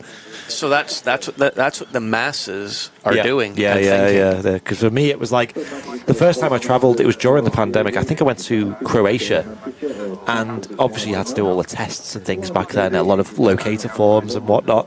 But just to be in another country after like a year and a half of not being able to travel, it was just like, wow, everything's just surreal, and you really appreciate it. This was last summer? I think so, yeah. That was 2021, 2021. So, yeah, last summer. It was last summer. Yeah, that was my first flight since then. It was a Ryanair flight, very cheap. I didn't have much money at that time either. And it was all done very cheap, and it was surreal, honestly. And was that flight full? Do you remember? it was so empty. It Right was there. Wow. a 737-800 with I think it was 17 passengers on board. Wow. 17. So entire swathes of the aircraft empty. No, we got Lufthansa A390, Yeah, but that's that's it. tracking back to Munich. Oh, Munich. That one today, Lufthansa flight 2501. Yeah, they've got two major bases, haven't they? Lufthansa. Yeah. They've got Munich and Frankfurt. Right. I think. Is it Munich where they have the A340s based, I believe, and Frankfurt is everything else? Pretty much? No, I don't think so. I think the 747s and the A340s are in Frankfurt. Yeah, and the A350s and 330s are in Munich. I think. So I don't know a lot about this, but I assume it's kind of like similar to like Gatwick and London Heathrow, where you've got like the main airport, which is like Heathrow, and then you kind of got like almost like an overflow, which is like Gatwick, bit of a relief airport, I guess. And same with Frankfurt and Munich as well. Obviously, much further apart over there as well. Right. Yeah, I'm just trying to think. Yeah, so for Vancouver, it's an A350, and it always has been. From Munich. But they did operate both 340s and 74s into Vancouver. So I think they're both at Frankfurt. Catching those 7-4s at Vancouver was great, wasn't it? Long may it continue. Yeah. Yeah, long may it continue. Yeah, I don't know what their plans are to how long they're going to keep them for. I think the plan is as they get more 350s and what else are they getting? Have they ordered Probably 7? 330. They got the Neos, have they? 330 Neos? I'm not sure. But I'm thinking 787-9s. Have they ordered something like I'm not sure. 777s? Yeah, I'm not sure. Yeah, I'm not sure on that one. Yeah. I'm sure someone in the chat will keep us up to date on that. Yeah, it's Yeah. obviously a similar situation here at Manchester. We got the 757s we were telling you about. We still have them based here in Manchester, and it's probably one of the only places in the world you can still see them flying passengers, along with somewhere like Iceland in Reykjavik, obviously with Iceland there. And Shirley Dev saying there was a lot of 747s at Frankfurt when I flew there 3 weeks ago. There you go. That's great to see. So there you go. Yeah. And Jonathan Karan, thank you very much for the £1 super chat, mate. Really appreciate that, dude. Thank you. So yeah, just looking at the King of the Skies, the A380, the biggest passenger aircraft in the world, will be here with us. It's still about 40 minutes away, just crossing the channel now. So we'll keep you updated on that. I think she's running a little bit late in that regard. It's 15 minutes late. It's scheduled to touch down on the hour, but it'll be here about 15 the hour today. That is the Emirates A380, probably the best view in the world you'll get of an A380 here at Manchester. It's unbelievable. And there's Turkish Airlines just on the way out, A321 Neo, and we've also just had the Pegasus just touched down as well, which is another Turkish carrier. So Manchester quite popular with the Turkish carrier. So the Pegasus, which has just vacated, is in from Istanbul. Okay. And then the Turkish Airlines on its way out is actually heading back to Istanbul. But just passing behind that, Matt catching this awesome shot of the Virgin Atlantic A350 1000, which is an awesome bit of kit, and we love it on Airliners Live. Especially when you're over on the south side and it's taxiing out, and that head-on profile of the A350 is just so good. It's something else, you know. And Speedy on Twitch saying Frankfurt's the best place if you want to see 747s. I think so. Yeah. I know a lot of people are a bit like gutted about the way aviation's going. Like, let's say we're losing the 75s at the moment, but there are some awesome new planes coming out. The 330 Neos are beautiful. Okay. The A350 1000s especially, awesome planes. Yeah. We love seeing as well the what you call, Henry, the C series planes. The A220s. Oh, with Swiss and Baltic. Swiss, isn't it? Yeah, Swiss and Baltic. Flight control taking place there. Got an awesome view of that. You'll see there goes the full left and full right. And you'll see that happen for both the pilot in command and also the first officer, or there it is, so you see the same thing happening there. Full deflection on all of the flight controls to make sure they're free and operational, and we love seeing that on the channel. You get a great view of it. And what the pilots will be doing is looking at a screen in the middle, and there'll be a visual display of everything that's going on that we can see on the outside there as well. It's very cool. Yeah, and again, it's a great sound. We heard the 350 before. I believe the 350 and the 1000 have different engines. Still the Trent XWBs, but I believe it's slightly different size, different tuning to them as well. But yeah, great aircraft. And there's our Pegasus flying through the shots. Yeah, and this is a daily service again to Orlando, Florida. So Virgin operate 2 daily services to here, one with a 330 and one with a 350. And now this 350 is in what's called the leisure configuration. And there's only 2 A350s in Virgin's fleet with that configuration that they use at Manchester. This one is GVive, which he's called Fearless Lady, and there's GV Lib, which is Lady Emmeline. That's it, yeah. Which is named after a Manchester women's rights activist legend, as well as GVive, which is named after a family member. I forget who it is exactly. Someone in the chat will know. Family member of Richard Branson. I think it was his mum. Yeah, I think it was. Yeah, named after his mum. So the leisure configuration is 100. It's all tourist, no business class or premium economy. I'm not sure about the exact setup, but that's just the name of the configuration, and it's like it'll still have. What's their name? Is upper deck or upper class? I think they call it on Virgin. They don't have a first class, so to speak. It's kind of like a hybrid between the two. Okay. And it's favoured by celebrities and things because with a lot of celebrities' contracts, they'll say we have to fly with the highest class on an airline. And with Virgin Atlantic, their upper class is kind of like not as expensive as first class, but it's still very premium. Right. So it'll favour them kind of contracts where they can adhere to like the upper class experience. Okay. Yeah, exactly. And another heavy on the way out, again bound for Orlando. It's operated by Aer Lingus UK, so a fairly recent addition to Manchester. Yeah. Seeing now those operate, it was great when the rumours were circulating around that Aer Lingus were going to base an A330 at Manchester. We were all kind of keeping our fingers crossed. Yeah. And they've materialised, and I'm pretty sure. As a crazy donation just comes in, and I nearly just choked on my tongue. Whoa! I'm pretty sure that Rocky Wolf. I forgot what I was saying now. Well, just to add on to that, so Aer Lingus, obviously an Irish flag carrier. They created a subsidiary. I think it was following the fall of Thomas Cook and subsequently the pandemic as well. Created a subsidiary where they're based here at Manchester Airport, where they're flying long haul. So this is one of them. Right now they've only got one A330 based here. They used to have 2, and this is just the one, and it flies to Orlando, which is where she's going. I'm amazed at how much capacity there is from here to Orlando, of all places. Oh, it's why huge. not? Why not New York? Why not Miami? Disney World and so everybody needs to go to Disney World. people That's love Disney World in Jen the UK. is begging me. Yeah, to take people us to love. Disney. Yeah, okay. Also, there's other places there, isn't there? There's the Kennedy Space Center. You've got what's the other one? Universal Studios as well. Okay. I would love to go and see a SpaceX launch Over in Boca Chica. Yeah, in, I would love Texas. to do Live that. stream it. Yeah, oh, imagine! Yeah, imagine. Well, That'd be great. It's been discussed, Henry. Yeah, it has it's been discussed. discussed. But The Turkish Airlines A321 on the way out. Do they use? Maybe someone in the chat will know. Do they use the Kennedy Space Center for SpaceX? I think it's just NASA who use that.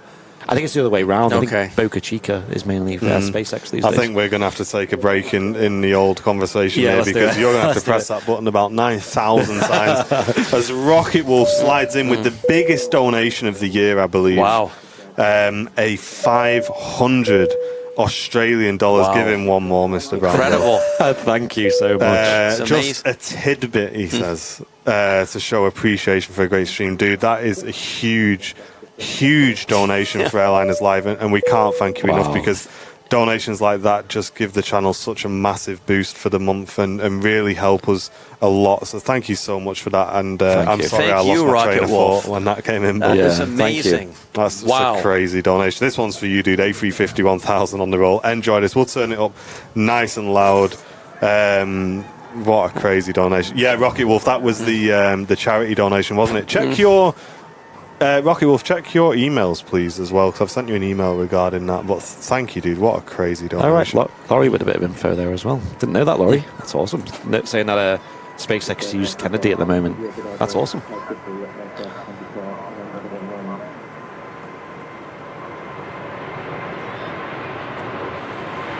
Wow.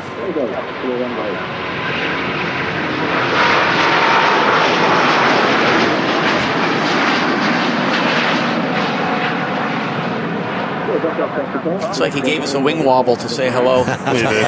He certainly did. Oh, what a beautiful aircraft. The gear coming in there and already retracted the doors to the gear. The A350 1000. It's such a sight, that. Such a sight. But yeah, thank you so much. And Louise going in with a 179 super chat saying another pack of pork pies for you to share with Henry. Yeah. They're stacking up, Henry. Let Adele know you haven't eaten out tonight. You just got pork pies. But thank you so much for the donations. You. And Rocket Wolf, what a crazy donation, dude. Thank you so much, mate. That's all I can say to you. Your support really does help the channel a lot, and we really appreciate it. Oh, look who we got on approach at the moment. Oh, yes. Next arrival is another new operator at Manchester. Again, I don't believe you see these in the likes of Vancouver, is Kuwait. Wow. Airways. That is incredible. Yeah, and this aircraft flies, how many miles is it? Let's have a look at the number. A 2,500 mile journey up from Kuwait City, which takes, almost 7 hours. Unbelievable. On an A320 Neo. That is not one for me, that chap. No. I believe it's the second longest A320 Neo route on the planet.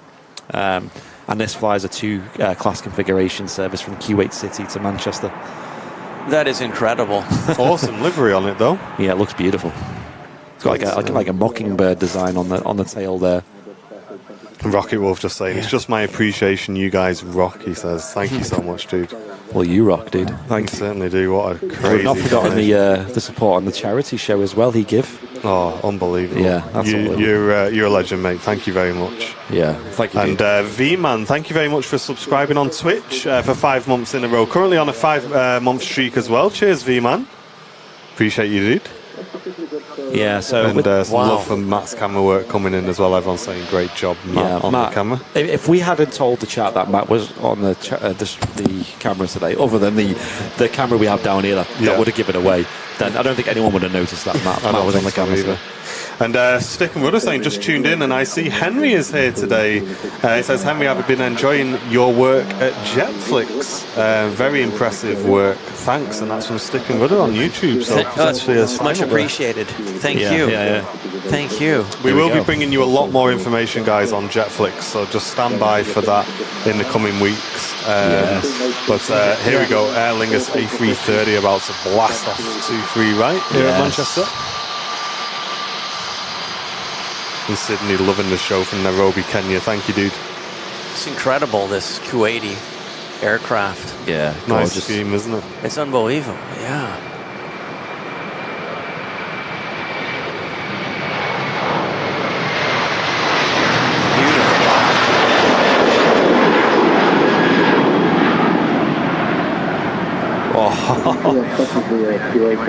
That was great. Really does rumble the tower, doesn't it? Yeah.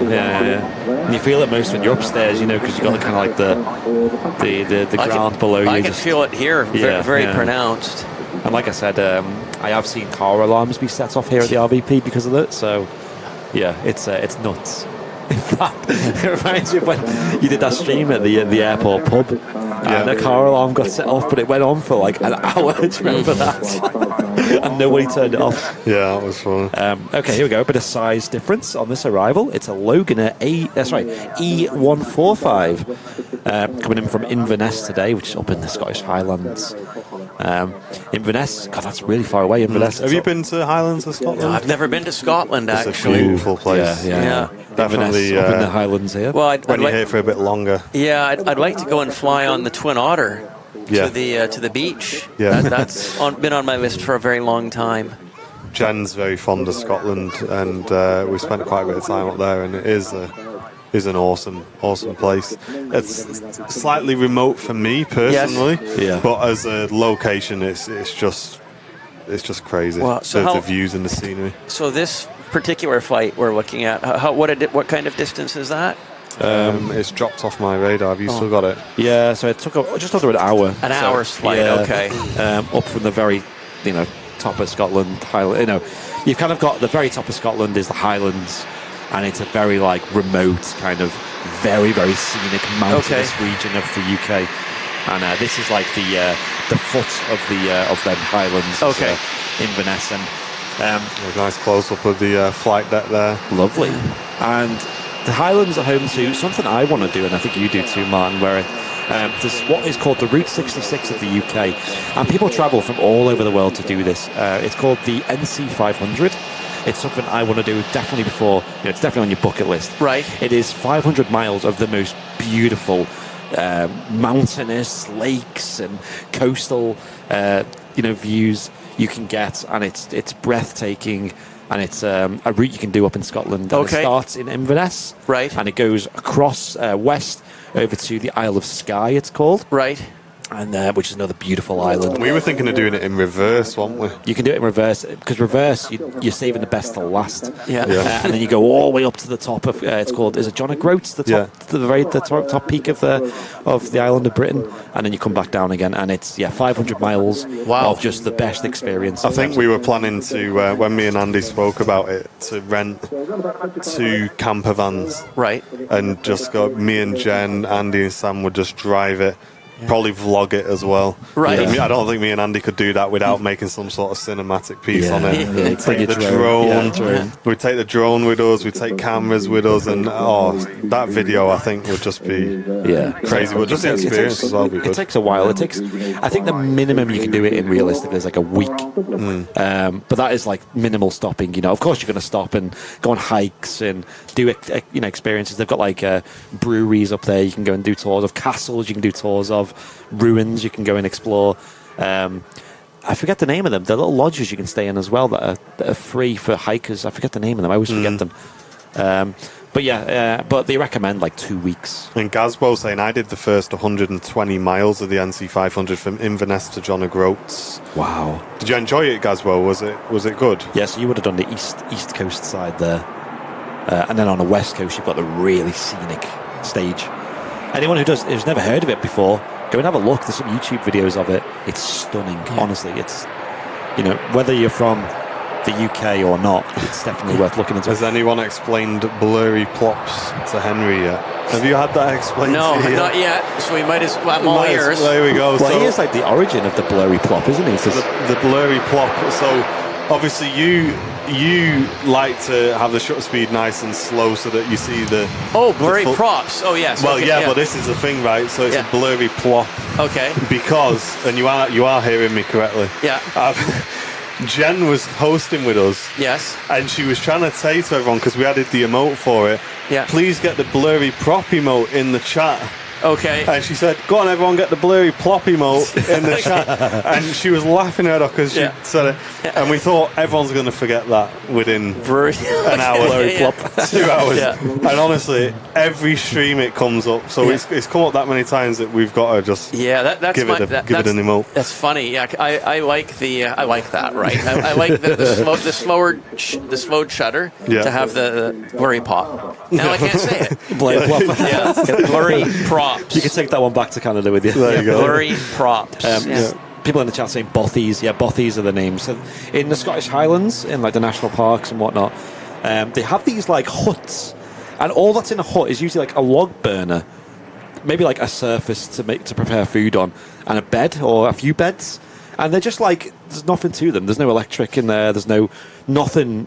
And some of them are even made of stone and carved into like rock and things, and Right. a lot of them are just wooden huts. And what you do is you go inside them and you can lock them from the inside, and that's all. That's the whole mechanism of it, and they're free. And if you stumble upon one and they're vacant, Right. that you can just stay the night in them. Wow. And it's there's no bedding or anything. You've got to bring Sleeping bag. sleeping bag. It's like a wooden bed there. You can just throw that on. Yeah. And it'd be awesome to explore them as well, because there's a few of them dotted around, and you have to. I'll let you sleep in them. I'll stay in the camper Well, you usually van. have to walk. Yeah. Quite. It's never like they're on the road. It's usually like you've got to hike to get to them. You've got to like do a good hour or two of walking to find them. But Yeah. Just having a look on the map as well. The Emirates is just about to hit the UK coast. oh, exciting! So that's about half an hour away. We've also got another Turkish Airlines, this time in from Istanbul again, another A321 Wow. Neo. So those two aircraft just crossing each other over Sheffield, the one that departed here a few moments ago. Yeah, obviously Henry just been to Turkey, and I was telling Henry last night about how prolific Turkey is from Manchester. There's so many operators that run to Turkey. It is incredible, isn't it? We've obviously got, Sun Express, Corendon. Right. We've got Turkish Airlines, Pegasus. Then you've got TUI and Jet2 doing flights there. You've got EasyJet doing flights there these days. You've got Freebird now. Man, there's so many operators going to Turkey these days. I guess the warm weather of the Aegean is what's attracting. It's not all just people going to Istanbul. Of course, yeah. It's mostly the south coast, which is like Antalya, Bodrum and Dalaman. Yeah. The warm area. Everyone enjoying it. And people love it, yeah. I mean, Spain and Turkey are the two biggest destinations from Manchester. The biggest, in terms of flights, is Palma de Mallorca. Right. In the Balearic Islands. Look, I've got a bit of activity there. Matt's picking up from the Birdman. Yeah, Birdman just shooting a flare off there, it looks like, to scare the birds away. Bit of different, having crows from coyotes, I guess, that Henry sees on his stream. I told Henry about that. Remember that one time when he was doing a test stream and somebody noticed? Henry was doing a live show from Vancouver and somebody messaged saying, you do know there was a coyote on your stream, and we didn't notice it. Henry didn't notice it. No. But they sent a screenshot, and it's airside, there's a coyote running around. Just running around, and everyone's like, Henry, there's a wolf, run! Like, what? And then you said that's pretty normal over there. They're on the roads too, right? As I drive from my house to the airport, there's one particular road, and they're there. Do you have foxes in Canada?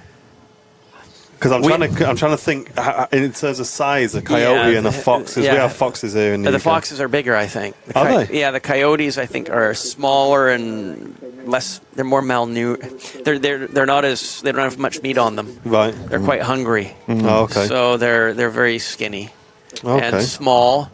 I think the fox is a larger animal. Because I must admit, me and Jen saw a fox the other week as we do a walk around our neighborhood, and before then foxes are so elusive. I haven't seen one in years. They are elusive, same with the coyotes too. You usually see them say if you're going to the airport for a flight, it's 4:00 in the morning for 6 a.m. check-in. That's when you'll see them on the road. Wow. Same with raccoons, right? You guys have raccoons here. No, we don't. No. You don't. No. Okay, so they're a North American thing, but they're, I think, everywhere in North America. They're quite vicious, aren't they, raccoons? It can be. They can't. And usually in the bins and that. Yeah, that's right. Because I've only seen them on films like Dr. Dolittle and all that.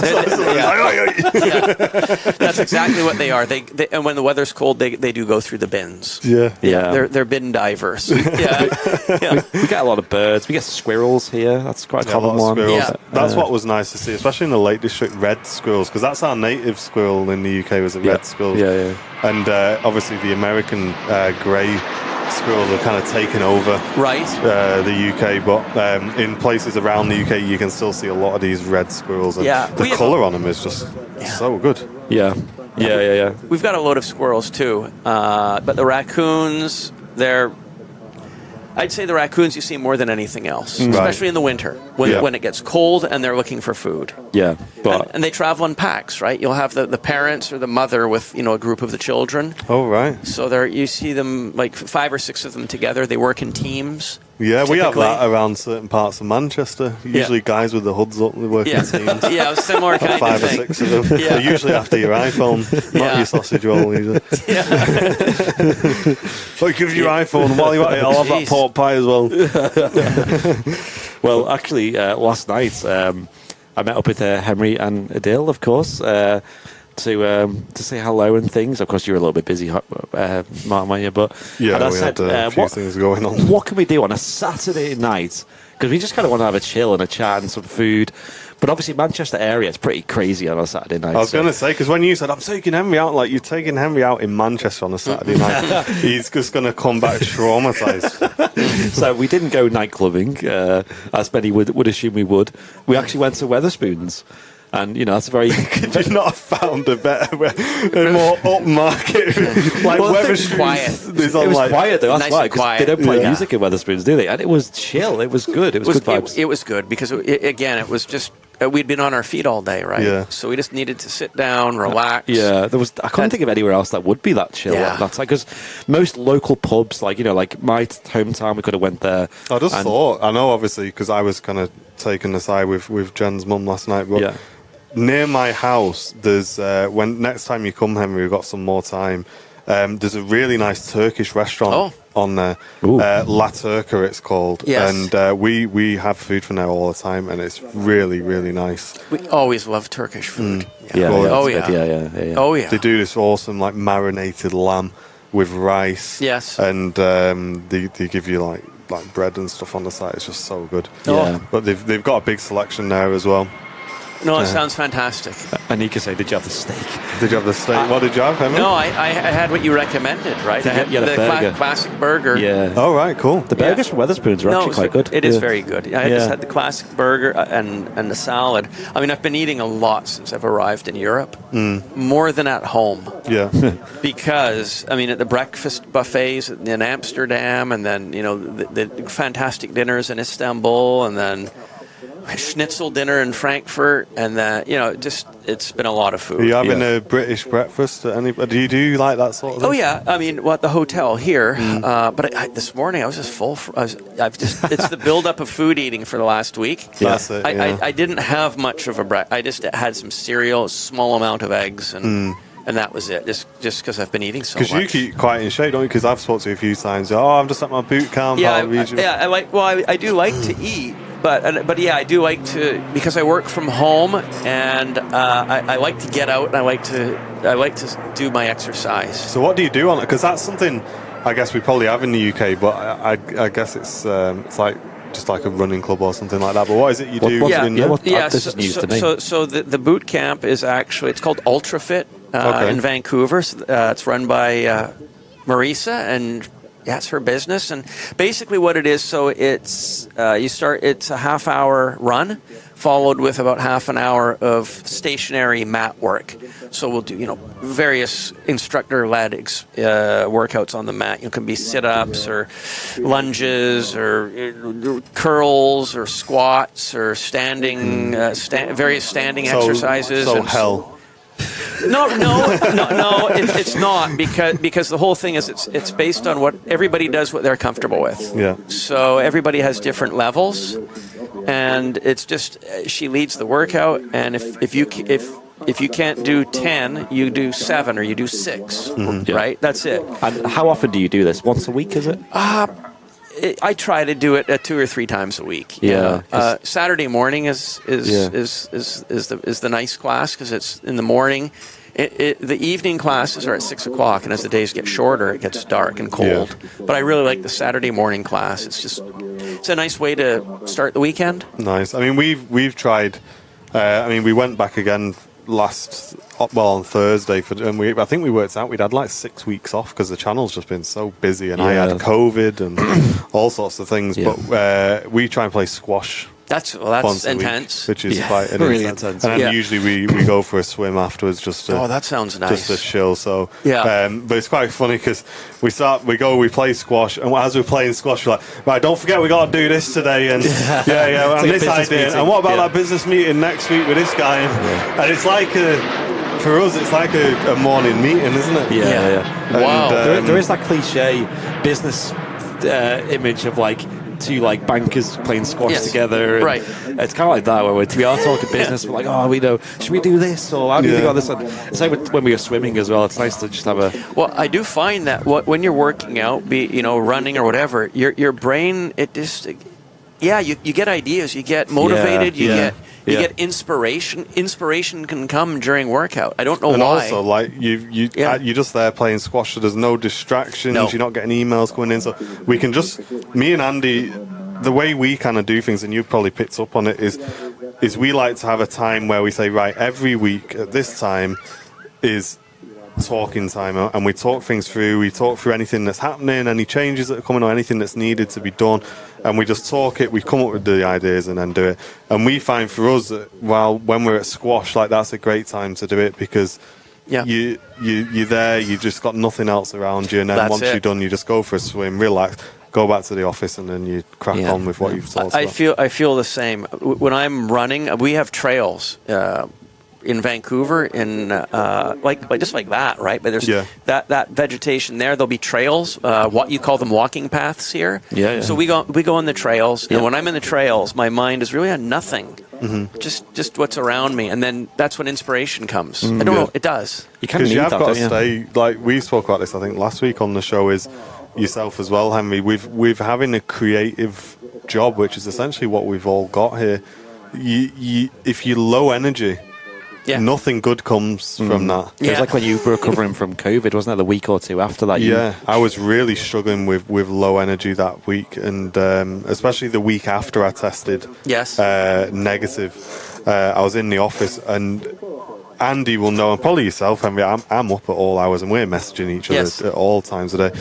I was falling asleep at my desk at 2:00 in the afternoon and just saying to Andy, I need to go home. Like, I'm not functioning properly here. Like, this is not getting anything done. And it went on for a week. It was like that for about a week. It was like progressive recovery, wasn't it? It took me 3 weeks to feel back to normal after testing negative. Wow. So it was quite nasty, but it wasn't anywhere near as bad as a lot of people have had. But the reason we're touching on that is just because, like you say, with your fitness camp and stuff like that, I think when you're keeping in shape and you're doing stuff, or it just keeps your mind active, and and like I say, when you're trying to be creative all the time, you need that. That EasyJet, by the way, is off to Inverness. So that's now a jet that's doing that route.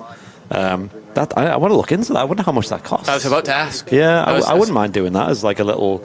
They actually did. I've mentioned it so many times on the stream. For a very short period of time, and it never even happened.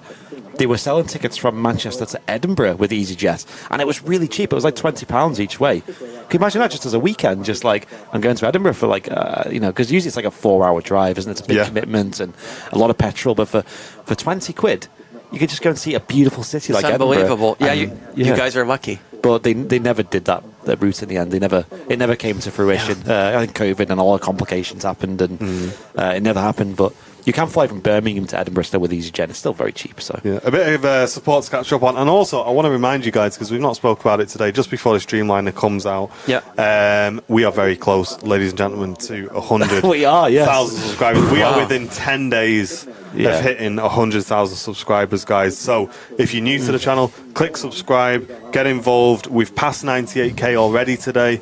Get involved, and a massive bing bong going out to Alison Rogers, who gifted 5 Airliners Live memberships to the YouTube community. Thank you very much for that, Alison. That's very, very kind of you. And if you received one of those, I hope you enjoy your 1 month trial of Airliners Live VAP.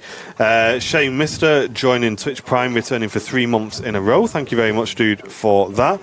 And finally, Michelle Griffiths with the £5 super chat saying, loving the Sunday show, enjoying getting to know Henry. I hope you are enjoying Manchester. Thank you, Michelle. I appreciate that. I'm glad we could have like this kind of like discussion with you, Henry, to kind of divulge into your background. And that's good fun. Usually you don't really get them opportunities to talk about yourself and talk about who you are and your history and what you do in your free time and things like.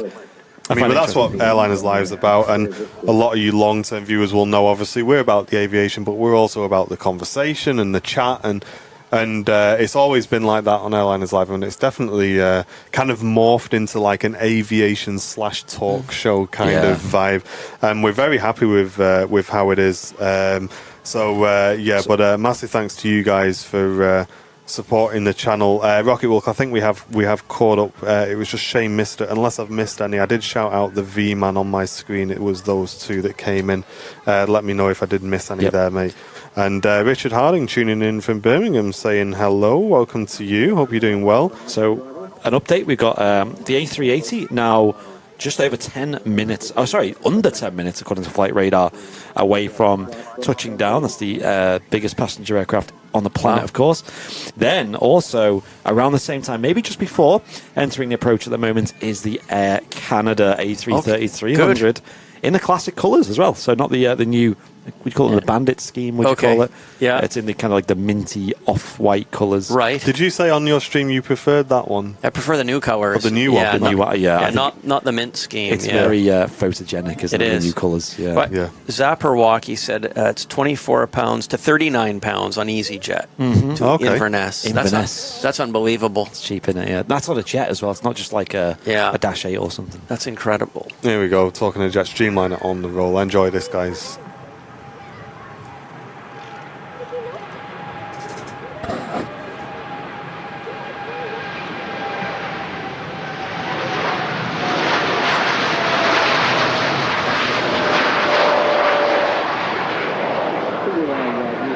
Really see the wing flex from this angle, can't you? Yeah. You can. And Reese Lewis, thank you very much for the £5 super chat.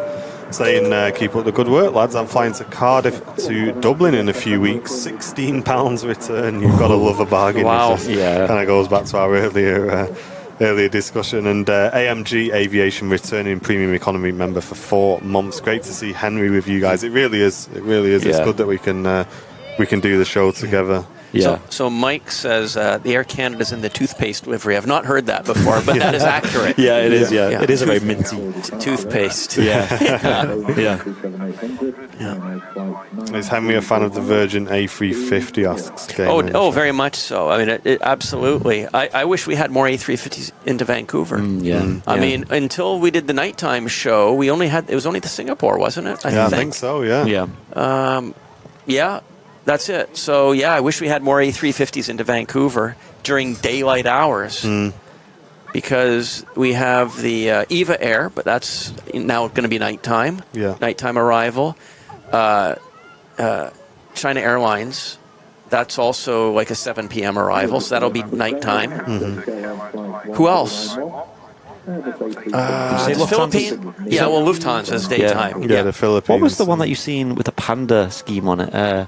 Is it Szechuan? Oh, Panda. Yeah, that you might call have it been. Special. I forget the name of it though. It's a Chinese operator.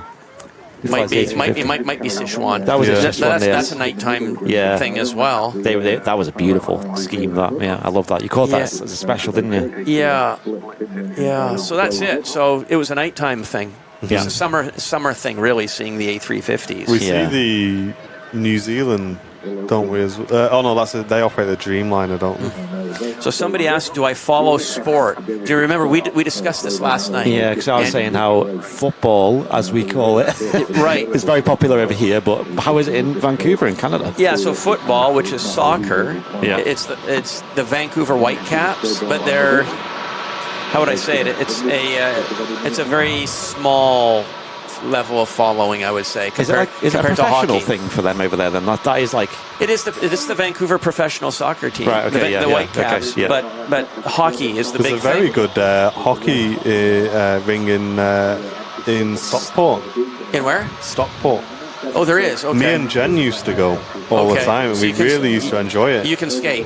Oh no, I can't skate. No, but they have a team there. Okay. So it's the Phoenix.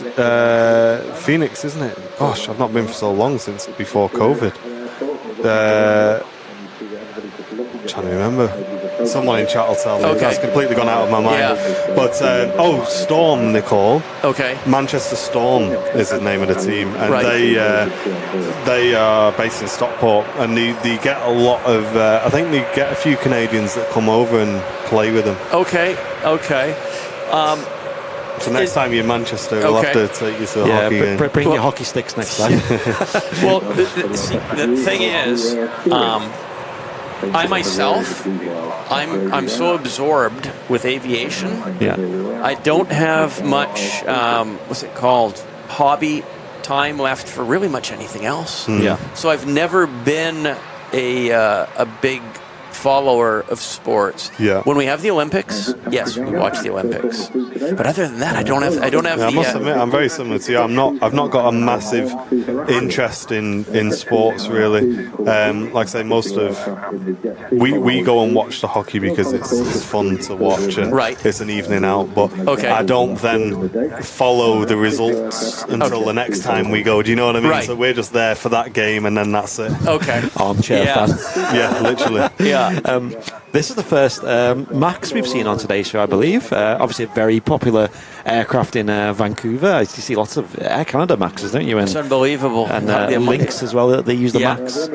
They do. And this is our first one. It's a Ryanair Max. Wow. Now, what makes this a little bit special is it's got the old style of the winglets. The split scimitar winglets, they usually have yellow on the underside of them. Originally, they were all going to just be all blue like this, and some of them did. Some of the older ones were kept all blue. I believe this is Hey. So this is the Manchester-based one, and we don't have a lot based here at Manchester, but we do see them, once or twice during the live shows. And Matthew Hayes, thank you very much for the £10 super chat. Really appreciate that, dude. And TFZ with the 179 super chat saying, can I have a shout out for Susan Chadwick? Hey. Well, there you go, Susan. Thank you very much for enjoying the show. And Matthew Hayes sends in a £10 super chat with no message as well. Thank you very much, dude. Really appreciate that. Just having a quick look up the approach path. It appears the Emirates has taken an extended base leg and now returning, so it looks like it just passed through the extended heading of the runway just to make room for an EasyJet and also the Air Canada A330 in from Toronto. So an EasyJet and an Air Canada in first, and then we will be seeing the A380, currently number 3 to land. But it's like working its way up the Airbus sizes. It is. It's just missing a 220 first, that's all. And long-term moderator and supporter of the channel, Mr. David Long, the flying architect. With the 899 super chat saying, great to see the whole Airliners Live presenter team together. Henry, what are your thoughts on the RVP and the views from there? Also, it's my 3-year PPL anniversary today, so happy flying license day to me. Congratulations, dude. Thanks for the super chat. Thank you very much. Yeah, that question's been asked, and I haven't forgotten the question. So it's a very good question. Thank you for asking it again. So what do I think of this area? So, I mean, I really, until I was here in person seeing this, I just couldn't appreciate the magnitude of what a fantastic facility this is. Peter, the fellow who passed away and we did the fundraising for, what he did, his efforts to create this. I think he wasn't responsible for creating it wholly. Well, it was the airport, I think, that put it together. But Peter was definitely instrumental in getting the aircraft. Okay. Especially Concorde, and I know the RJX as well. Okay. So the efforts by Peter and others, it's unique in the world. And I'm looking around, I'm seeing all the families and the kids and the picnic tables, everybody out, some people bring their own chairs. And it's just a great place, and I love I just love the vibe, the atmosphere. It's just wonderful, and you guys have it here, right? I mean, I keep thinking about Vancouver, and we have all this open space, like the north side. We have the view, fabulous view from the hill. Yeah, so the north side is like our south side. Because over on the south side we have the mounds, which you can get that view of. Right. And from 1 o'clock they use the dual runways there.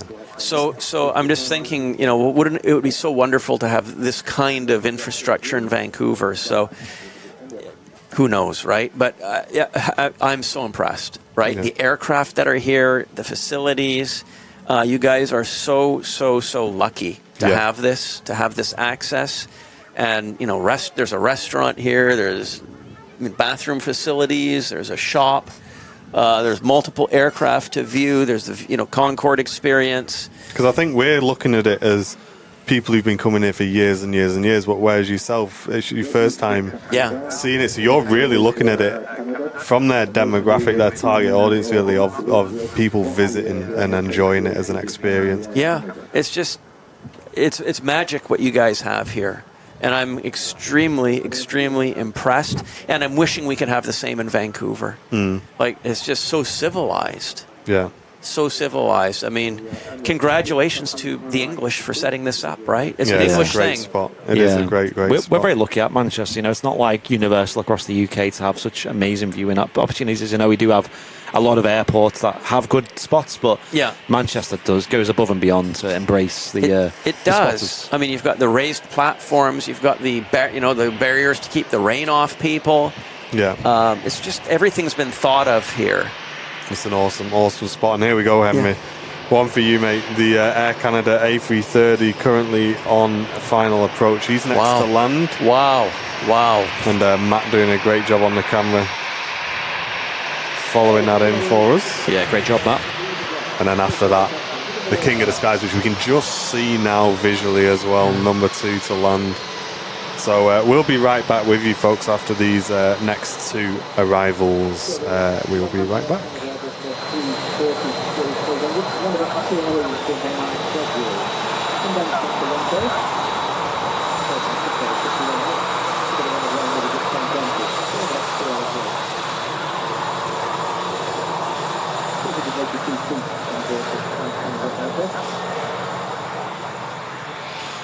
Canada have around 185 aircraft in total.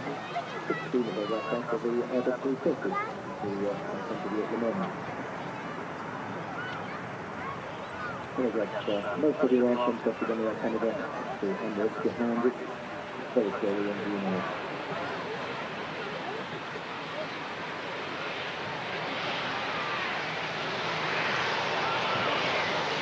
And it's just upgrade.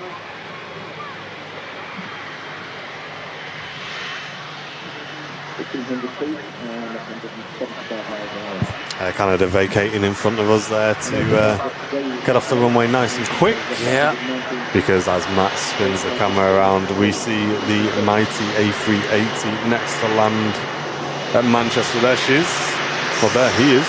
Oh, yes. Here we go. King of the Skies live here on Airliners Live. The mound is getting busy as well. People getting ready to see the A380 here at Manchester Airport. Speaking of waves from the Air Canada pilots as well. I do like the tail design though on the classic Air Canadas. Yeah, I do as well. But yes, on to the A380. Let's get them King emotes in the chat as the King of the Skies arrives here live on Manchester Airport. On Airliners Live, of course.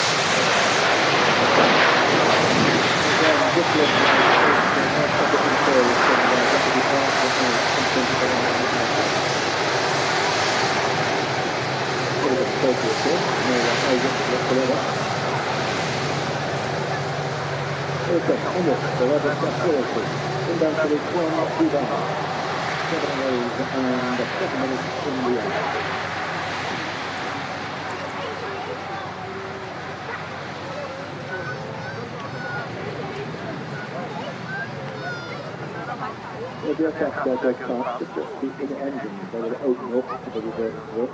The outer engines will not open. It's the inner 2 engines that will operate reverse thrust. There may be parts of the engines right down.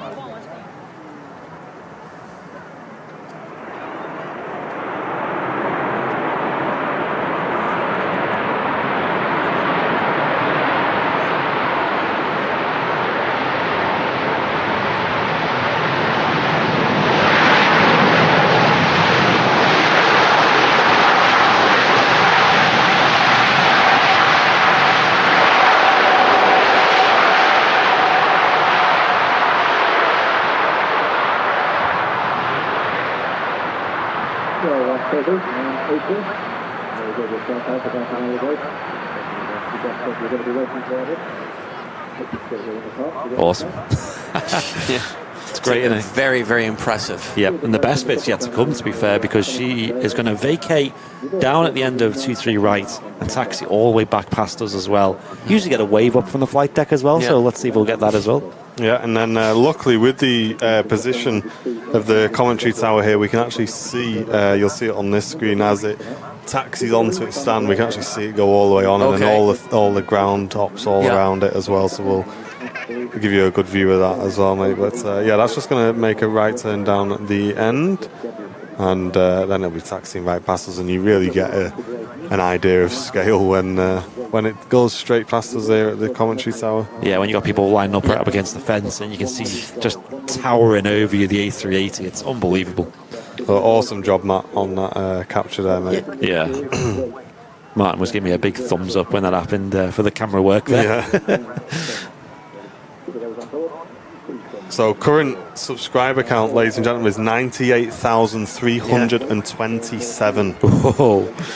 We are getting very, very close to the big one, the big 100K. But do you guys remember when we broke through 80? It was on the Vancouver show, I thought. Yeah. And I said at the time, I said I think it's going to be 100 very soon. Yeah.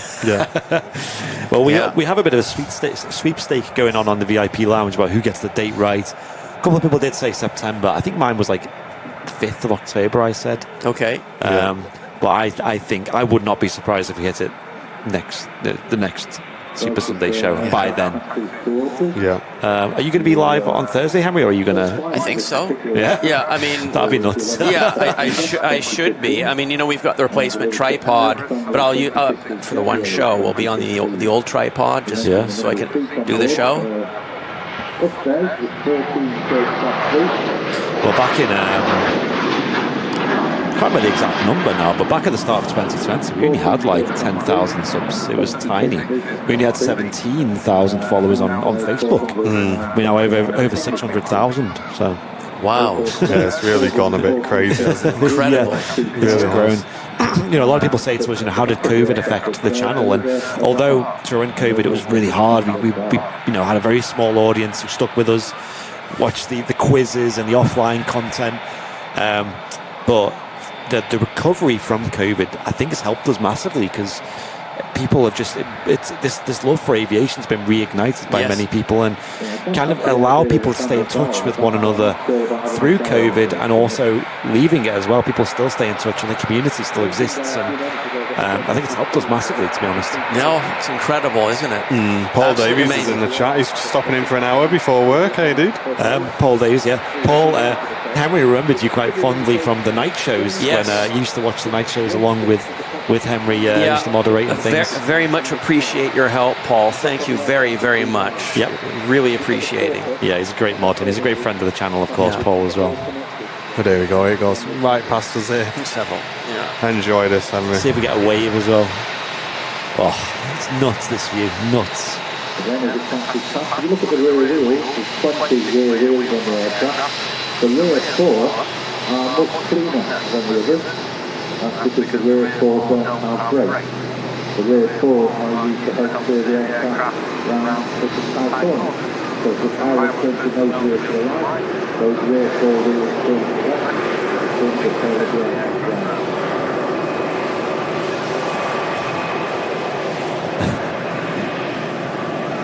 You really get a sense of the scale when you look at the tail of the aircraft and just how tall it is. Mate, it's mad, isn't it? It's almost like a block of flats taxiing past you. And Slate Dog HD throwing in a Twitch Primes, a tier 1 sub on Twitch as the A380 taxis past us. Thank you very much, dude. Welcome to Airliners Live VIP. Welcome. Let's have a look on the ground as well. We'll watch taxi all the way back. We've also got, ladies and gents, another A350 1000 taxiing out, this time with Cathay Pacific, heading back to Hong Kong. Nice. Leading nicely onto another epic movement at Manchester Airport.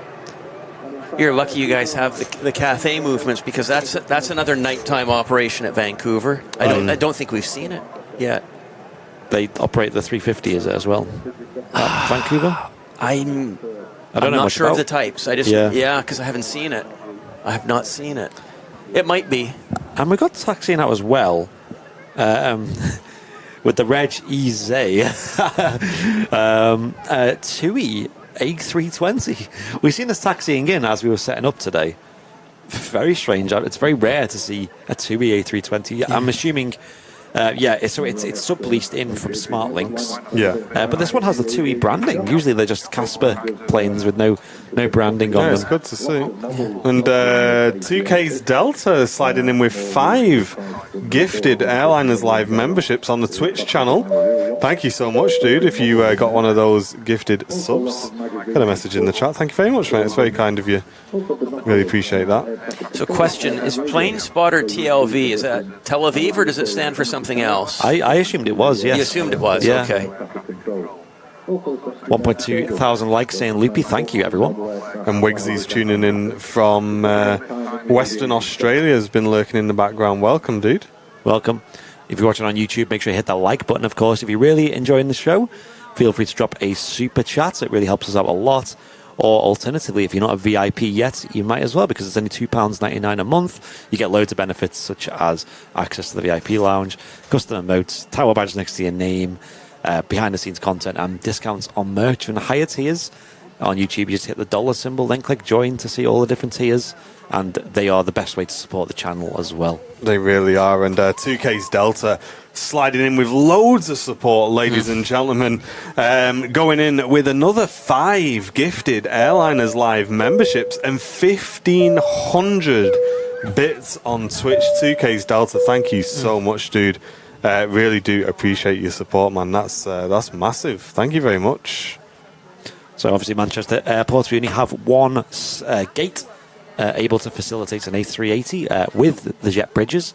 There are some remote stands that can facilitate them too, but Emirates, of course, love to use the jet bridges. They're not going to use the stairs and buses, are they? So they're over at stand 12 at Terminal 1. There you go, Henry. You just see all of that happening here, mate, on this screen. Yeah. We got an awesome view of them getting the chocks on, and then a swarm of ground vehicles will come around. We're good to stick with this for a second or two, Matt.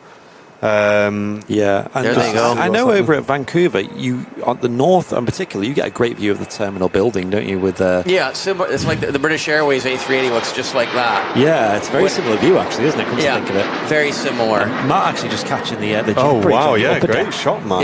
Yeah, just with his eagle eyes spotting the jet bridge being connected on the upper deck there. And Rocket Wolf on Twitch. Okay. Going crazy. Gifting 20 Airliners Live memberships. What's going on, Twitch crew? You're all going nuts. I know, the channel is going nuts today. Thank you, That is everyone. absolutely crazy. Rocket Wolf, thank you so much. Also, 2K's Delta getting a sub in that as well, which is fantastic. Guys, you two absolutely smashed the level 5 height chain like it's nothing, guys. Thank you, everyone. You know what I mean? Just sliding a level 5, what's that? Thank you so much. Thanks, everyone. And there we go, we're seeing the full journey of the A380. I'll let Andy catch up with some YouTube shout-outs as well. So much support coming in on today's show. Trying to figure out where we left off. I think Owen is the next one. Our good friend, Owen Flemmo. Obviously, Owen, let us know if you're still going to Vancouver next year as well, because obviously I'm sure someone in the tower at the moment would love to hear from Absolutely. Absolutely. Do let me know. Owen Flemmo with a £4.49 super chat saying, let's do this road to 100k. Yeah, we are so excited. Obviously 100k is such a big number on the channel, but that silver plaque, man, that's going to be... So I'll say it. The next stop after 100k is 250, right? Yeah. I guess so, yeah. That's the next anniversary. Yeah. I'd say so. Yeah, the next big number. Yeah. But 100k for us, man, that's kind of like symbolises that Airliners Lives... And this sounds so stupid to say because the channel has already done really well, but hitting 100k for me kind of says, right, Airliners Live is successful.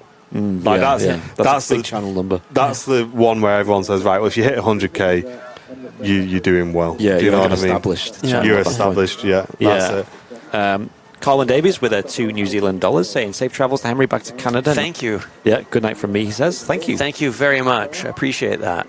I'll let this 2E depart with a very early rotation on the A320 there. Hey, there we go. Look at that. Only heading down to Palma de Mallorca. It's absolutely popping off on Twitch as well. Yeah, Twitch crew are going nuts. 16-year-old Estonian A320. And we got the Matt Court taxiing out the Cathay Pacific A350 1000. we have been treated today with what a show. The heavy aircraft. And I think they do bring those into Vancouver. I do think it is the A350. Yeah. They have a lot of 900s as well, Cathay. So here at Manchester, I think they'll usually fly the 1000, but sometimes down to the 900s. We had Tom Fletcher on YouTube as well. Welcome to a brand new Premium Economy member. And Paul Davies, there he is, Bing Bong, £4.49 super chat saying the Clippers are charging. Oh gosh. Yes, well, have you guys not forgot about that yet? Yeah. So when we hit 100k, of course, we're going to invite John Fezzer over, and we're going to have a little celebration. But I think that'll be the perfect time to follow through some plans. And Tim Ayers with the £5 super sticker as well. Thank you very much, dude. And heading back over to Twitch, where it's popping off. A minute 19 left to go at 390%. 2K's Delta dropping another 5 Airliners Live gifted memberships. Thank you so much. So much support coming in across YouTube and Twitch today. But Twitch definitely popping off today as well.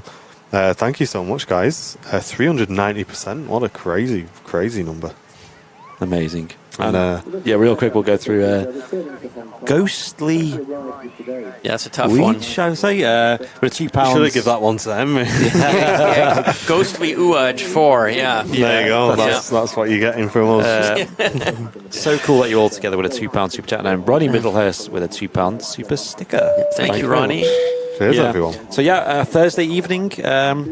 For us in the UK anyway, 7 p.m. Henry is planning on going live. If I'm back, might be a bit jet lagged. If not, the plan is to do the show. I mean, if I'm wiped, if you're wiped, we'll just do it a different day. Yeah, but we'll see. I'm hoping to be in good form. But definitely tune in. Henry does regular shows from Vancouver, Canada, here on Airliners Live. And he also uploads his own pre-recorded things to his own channel over on Jetflix TV, which has a YouTube channel, right, as well?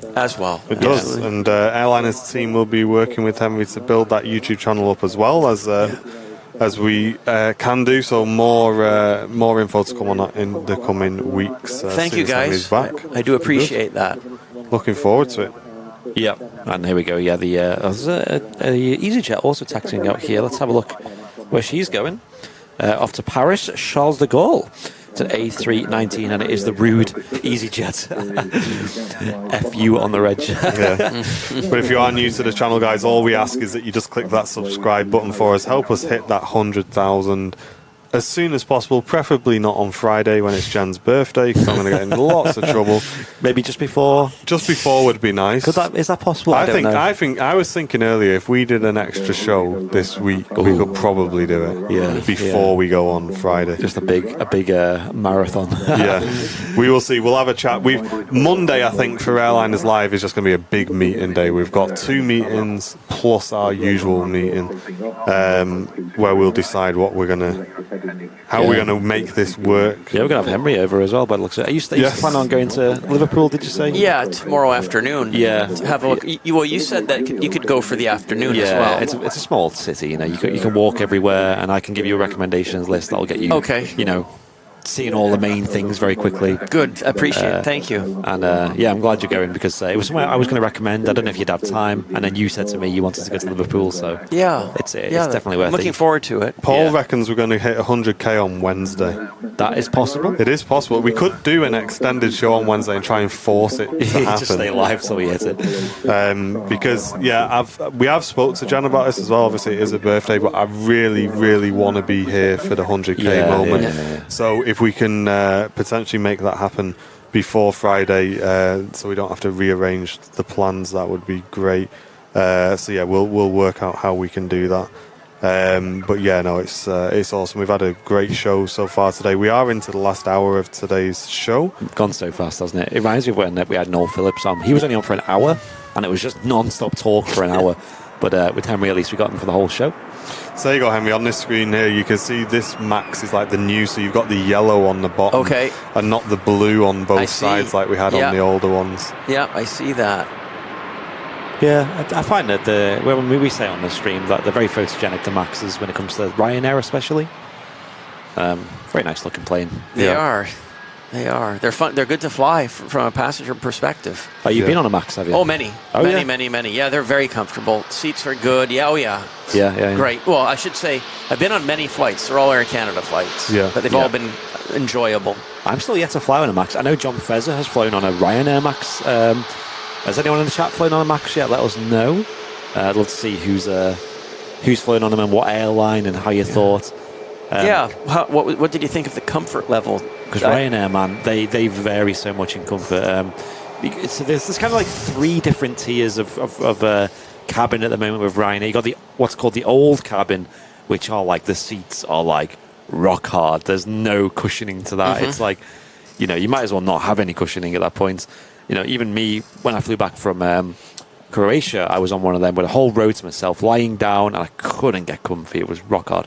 And then you got the kind of current cabin, which is quite comfy. It's okay, not much leg room, blah blah blah. And then you got the Max, which is a new one, which I've never flown on. So, well, it's airline specific, isn't it? How they configure their seats. Yeah. Who they purchase the seats from. Ooh, got the Cathay. Cathay's rolling.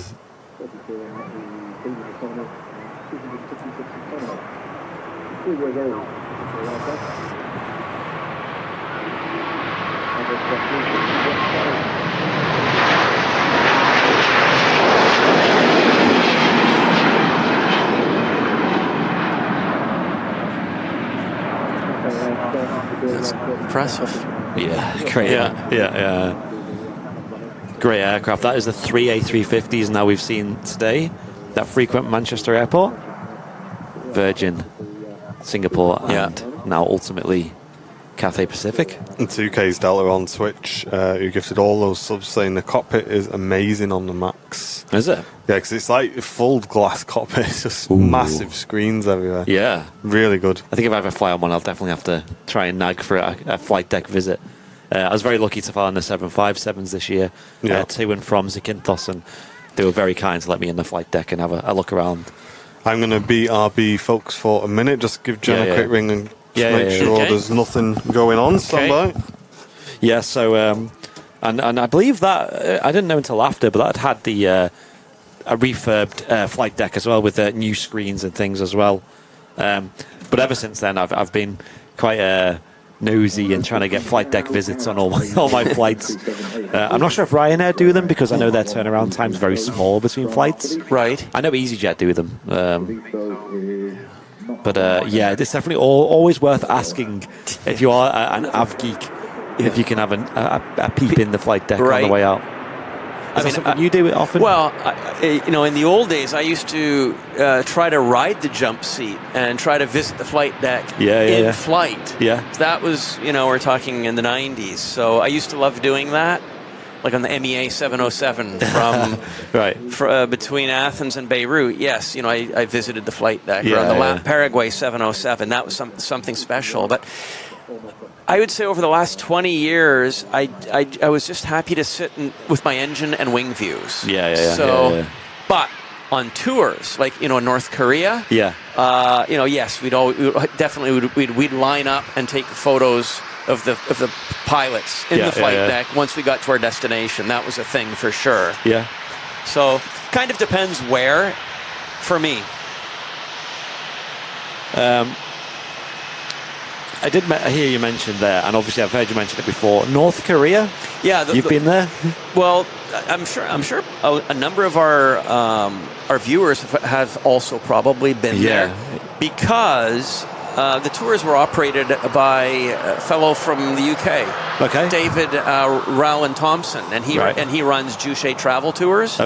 And his specialty was running aviation tours to North Korea. So I attended the tour in 2014 and 15. Right. Well, half the people on the tour were from England. What do you mean by aviation tours? What does that mean? Yeah, so what the tours would be, it's a visit of North Korea, and we'd charter various airplanes for pleasure flights. Yeah.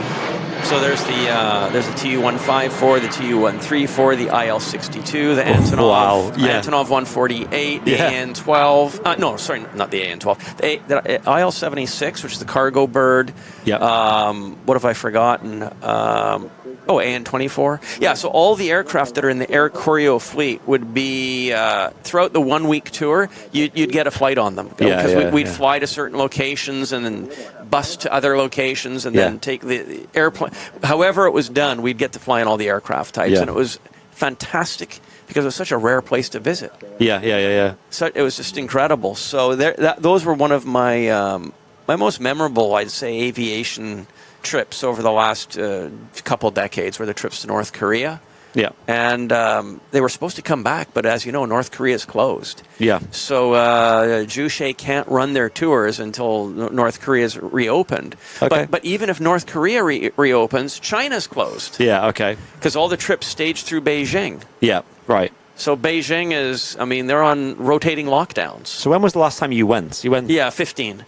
Wow. So it would have been September of 15. Wow. Because I've heard you go there and you get no cell service, right? It's just like... No, there's no self-service. You're just That's correct. you're like No cell cold phone. and dark. You're like on your own. Yeah, so they have an email capability from the hotel, so that if you want to send a hotel an email to friends or family from the hotel, you can. Wow. They do it though. It's through their own email, but you can. And then from Mount Pektu, which is on the Chinese border, it's actually one of the most impressive volcanic geographic formations I've ever seen. You can get a cell phone access, and many people were doing that. And That's that was crazy. So you could use your cell phone from the top of Mount Pektu. Yeah. Getting a wave there from the flight deck. Oh. Just find that EasyJet pilots are usually very friendly and very aware of the channel and things like that. Was it an EasyJet pilot that had the airliner's live sign? Yes, it was. Yes, it was. yes. Okay. Well, I've just been given a heads up in the chat from Captain Mark to keep an eye out for Golf Echo Zulu Uniform Oscar, which is an EasyJet aircraft. Yes. Is apparently worth having a zoom in on. Okay. So apparently that's going to be pushing back soon. So thank you for the heads up there, Mark. But yes, it was. I don't think we've ever had a good view of it live. The airliners live posters up in the flight deck of the EasyJets. It was that wasn't a live recording. So people have seen it here at the RVP, and someone in particular, I think it was a VIP, uploaded it to VIP Lounge, saying, "Look what I see at the RVP it's a today." Photo. It was a photo. Okay. And it was taxiing past here. Right. So it was a really good view. Right. But we personally have never synced up our live stream to see that. it. We caught it once. Not a very good view departing, and it was on 05s, and we were on south side, so you can imagine the other runway, which it's not in use at the moment. There's a second runway on the other side, right? And the view wasn't great. So, okay. But so what's that? Sorry, is it coming in or going out? Going out. So yeah, read that. If you read that there. Oh, nice. Captain Markson. Have a look at the flight deck windows of Uniform Oscar, the EasyJet aircraft, on stand 6. We're pushing back soon. So stand 6, obviously. So we'll keep an eye on that. Yeah. You'll probably get the best view of it, Henry, on this screen when it happens. Okay. Yeah. We'll keep a lookout. I think she's already pinging up. No, I can't see her on radar yet, but we'll keep an eye out. You all good, Matt? Everything okay, mate? Yeah. Mystery cameraman. We've got Virgin Atlantic aircraft though pinging up an A330-300 GVNYC heading to JFK. How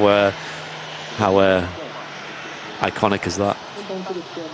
Saw Owen up on the mound earlier. Did you? Oh yeah, I think I remember him mentioning. I think Owen will come and say hello. That's not the chap who said hello to you. And you No. He's wearing his Vancouver hoodie. Is he? Yeah. Somebody asks here, did the Queen own a plane, and what kind? So that's an interesting question. I mean, she didn't. How do I say it? I mean, she didn't the RAF provided. Correct. That's the best way to say it. The RAF provided her own exclusive use to a BAE 146. That was the one she used for decades, right? Yeah. So that was the royal family's transport. But even going back to the days of Charles and Diana, that aircraft was serving the royal family, or a 146, I should say. So, okay, so got a bit of support coming in from YouTube. Cool. We've got Zapawaki with a business class membership. Hey, welcome, dude. Brand new VIP. Enjoy that discounted merchandise. We also had Ashley Gibson, brand new premium economy member as well. Jim C with a £1.79 super chat saying, love Vancouver shows, Henry. 10 out of 10. Appreciate the it. Thank flare you. livery. Loves the flare livery. Yeah, it's a good livery. It's a good scheme. Thank you, Jim. Appreciate it. And thank you for watching Henry's shows as well, of course. Yes. And last one, Andy Williams with a premium economy membership, brand new VIP. Thanks, guys. Tons of support coming in on today's show. It's massively appreciated. Thanks, everyone. Yep, we got a TUI Dreamliner on the approach at the moment as well, coming in from Malaga. So only a small flight of 2 hours and 18 minutes so far on a Dreamliner. That's pretty nuts. There goes a Logan. Great view there, actually, of the rotation and the gear coming in as she's parallel with us. It's an Embraer 145. Very long, skinny aircraft. It's not on radar yet, so I don't know where she's going, but probably back to... Is it Inverness she came from, I think? It did. Yeah, probably going back there. We'll see the Virgin 330 soon, taxiing out from Terminal 2 on that taxi straight from the tower to the taxiway in view. And, of course, the... it's Jetflix TV, Gramster. We'll get some links in the chat for you. What was the question? The name of your channel. Okay. So it'd be Jetflix on YouTube and Jetflix TV. Well, I think if you just plug Jetflix into YouTube, it should pop right up. Yeah, give them a subscribe, of course. Loopy's put a link in the chat there. Thanks, Loops. Wow, great view there of another early rotation, another ATR 72. This is Aer Lingus Regional, heading off to Dublin. Wow. So is that the first conversation with Adele when you get back, Henry? Is she watching now? No, actually, our first conversation will be just getting settled, I think. Yeah. Because we've been away, and But it eventually we'll get to that conversation. So Adele, I saw lots of ATR 72s today.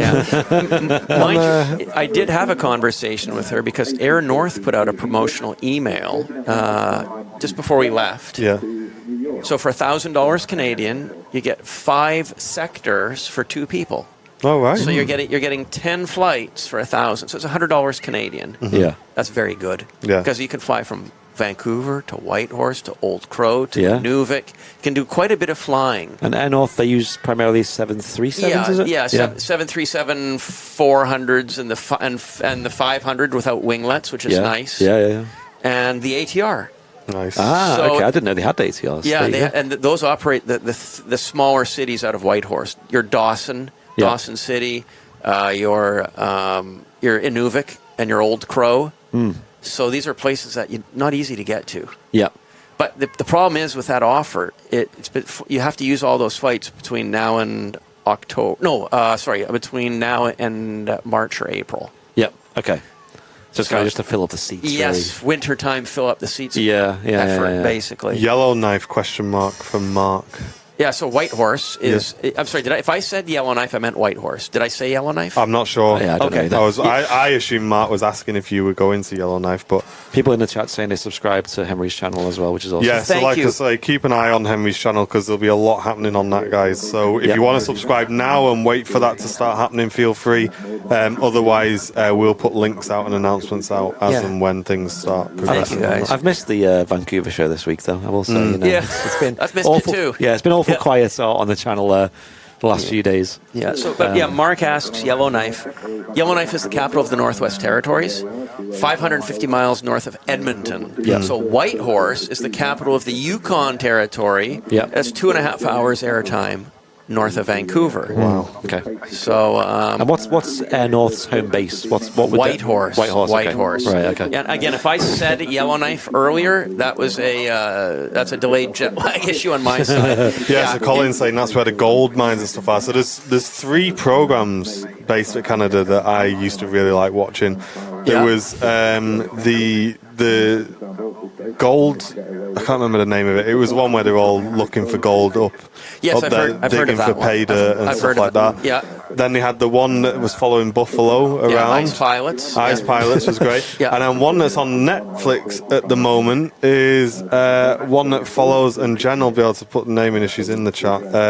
It follows like a logging company where they're looking for cedar. And Don't know that one. Okay. that's up in the top as well. And there was ice truckers as well. That's ice another truckers, one. Yeah. Yeah. Well, this recent one is basically they're obviously trying to chop down all the cedar trees, and then they're looking for cedar that's washed up on the banks. Okay. And they like literally attaching it to boats and pulling it out. Because I think that's free. That's the found money, right? Yeah, that's it. So they were saying, like, that log's worth like 1,000. Correct. Just pulling it off. It is. But of course, it's kind of like doing a stream, right? Their operating costs are not insignificant. Yeah. So both Kevin D and Jim C just saying they subscribe to Henry as well. Thanks, you guys. Thank you very much. I appreciate that. Big Timber, Worry Lad. He knows. Big Timber. Okay. Yeah, so that's what it's called on Netflix. I'll have to give that a check actually, because I have to admit I've got nothing to watch at the moment other than Breaking Bad. But me and Sam have that allegiance where we have to watch it together. You know, we can't go sneaking episodes in. Mate, that would break up a marriage. It would. Sneaking in Netflix episodes when the other's not there. Yeah. Actually, I recommended to you last night, Andy, given that I'm here in Manchester, the British show Outlaws. Yes, you did. Yes. Which is on Amazon Prime. Yep. Yeah, I've got Amazon Prime. And it's very, very funny. If you haven't seen it, the English fellow, the comedian guy who wrote it, it's fantastic. Yeah. Very, very funny. Stephen Merchant, wasn't it? Yes. Yeah. So if you haven't seen it, Outlaws is funny. And it's filmed right here in your neighborhood, I think. And Paul Davies says, has Henry seen the wild orcas in Vancouver? They're rare. I have seen whales when I'm doing the boot camp at the beach. Yeah. Yeah, but it's rare. Like once every 20 years. Right. Oh, but wow. Yeah, it's that rare. Yeah. Otters, not the de Havilland built ones, but the Mother Nature built otters. You see them around the harbor. Yeah. You do see otters, but whales are quite rare. Laurie also saying Outlaws is fantastic. Awesome. Yes. Yeah, she liked it. Yeah. It's funny. It's very funny. British comedy is up there, isn't it? It's good, it is. Yeah. Another Virgin Atlantic A330 about to power out of Manchester. We've really been treated here. Yeah, we have. Andy, do you have a charger? Yeah. Yeah. Do you have a wire? I can sort one. Yeah, go on. Then I can just plug that here.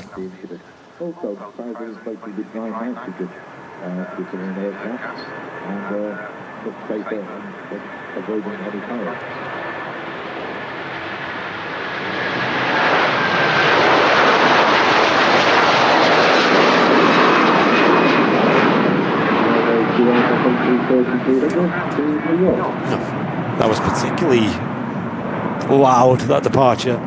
Heading off to New York, the Virgin Atlantic service. Wow. The Virgin Atlantic GV NYC. So a very iconic New York-bound aircraft. And coming in next is the 2E Dreamliner, another Dash 8 Dreamliner coming in from a short hop from the south of Spain over in Malaga. Costa del Sol, of course. Yeah, we've got an awesome shot when Matt was watching that aircraft coming in, of this banking in onto the approach. Nice. Well, there it is, 2E Dreamliner next to land. Yeah, quite lucky to have such a wide variety of wide bodies here at Manchester. We've got the Dreamliners. You're very lucky. Yeah, 2E Dreamliners. We've got obviously all the A350s and A330s. It's a great mix. Yeah, 757s, obviously not specifically wide bodies, but still awesome planes. And then you got up the A380 as well. Karen Monson asks, she just wanted a clarification as to when the Vancouver show is. So it's Thursdays, 11 a.m. Pacific time, which is Vancouver time, which is 7 p.m. UK time. Yes, correct. Yeah, every Thursday. Yeah. Obviously, we just missed the Thursday just gone, but... Unless I'm traveling or seriously adverse weather, we're there. So yeah, get involved with Henry's show, show him some support on there as well. Yeah. Of course, if you make donations on there, it goes to also support Henry as well. And I do appreciate those guys, so thank you very much. Kevin D saying there's a Saudi Dreamliner in at 1:20 p.m. So depending on what's around that we may wrap on that aircraft. Thanks, Kevin. We will keep you up to date. Yep, and we've also got the Qatar. Oh, yo, the Qatar is 777. In about 20 minutes' time, it's sporting the FIFA World Cup 2022 livery, the one that we love as well, which is like the half fuselage, the purple. It's beautiful. Yeah, nice. What a way to nice head-on shot of this Dreamliner as well as it rotates. And in about half an hour time, we have the Jet2 A330, the one remaining air tanker, coming in from Palma de Mallorca as well. And I think we have the Saudi as well. I'm just trying to find that on the radar at the moment.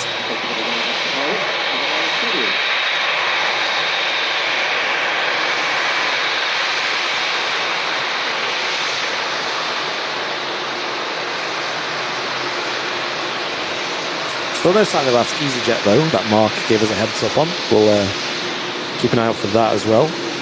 And Carlos enjoying the stream from Puerto Rico. Thanks, Carlos. Somebody mentioned that they would actually be sleeping at the time of the Vancouver show.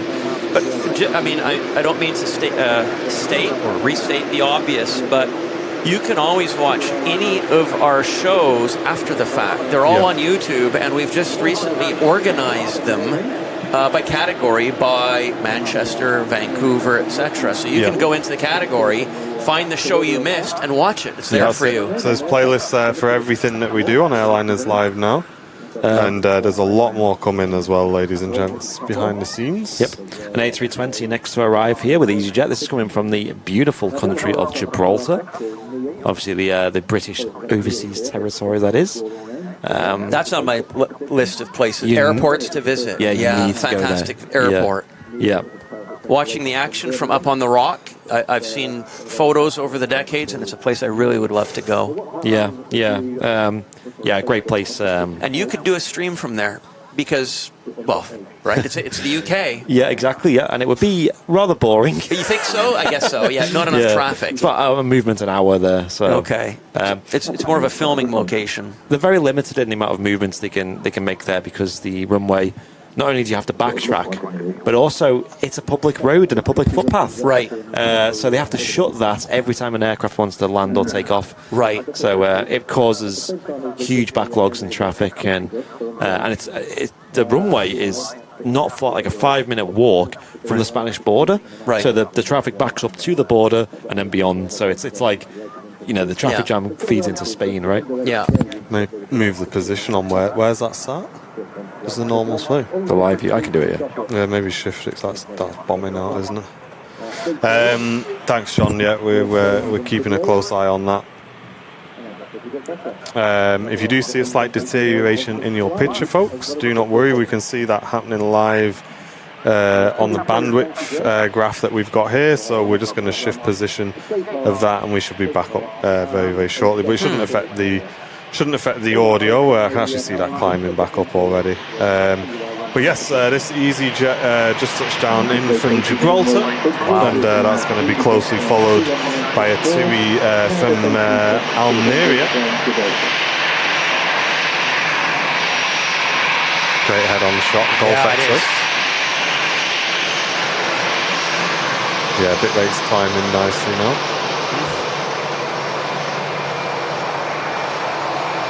And ladies and gentlemen, a massive shout out and a bing bong for Daryl, who's gifted 5 Airliners Live memberships on YouTube. Thank you very much, Daryl. That's massive. Thank you, Daryl. Give you another bing bong there, Daryl. Thank you, dude.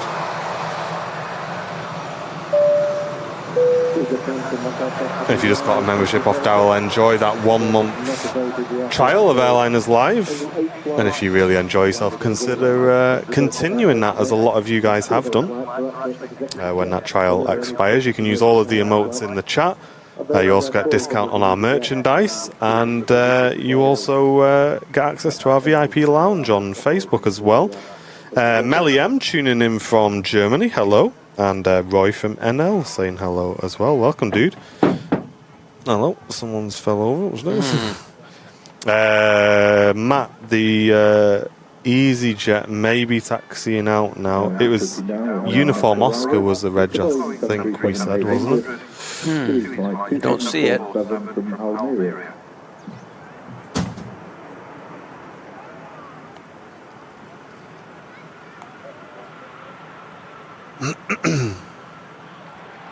We're lucky with the weather, right? No rain, no precipitation. And it's been hanging around, mate, because it's around the airfield, definitely over that direction. Wow, it's good.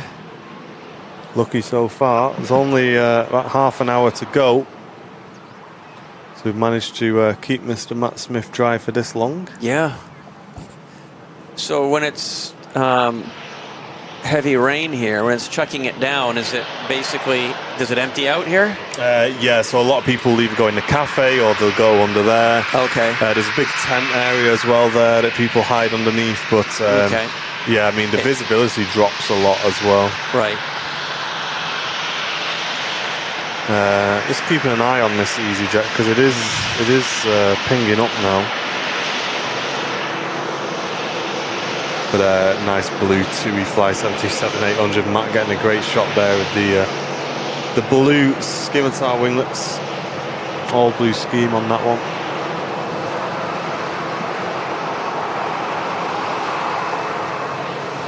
And something which we see, which definitely divided the viewers. And then we saw it on one of the early Henry shows and we were laughing because we thought, oh gosh, because the Sunwing. So TUI had some Sunwing sort of lease aircraft, and it had like the Sunwing tail, yes, but then the TUI body.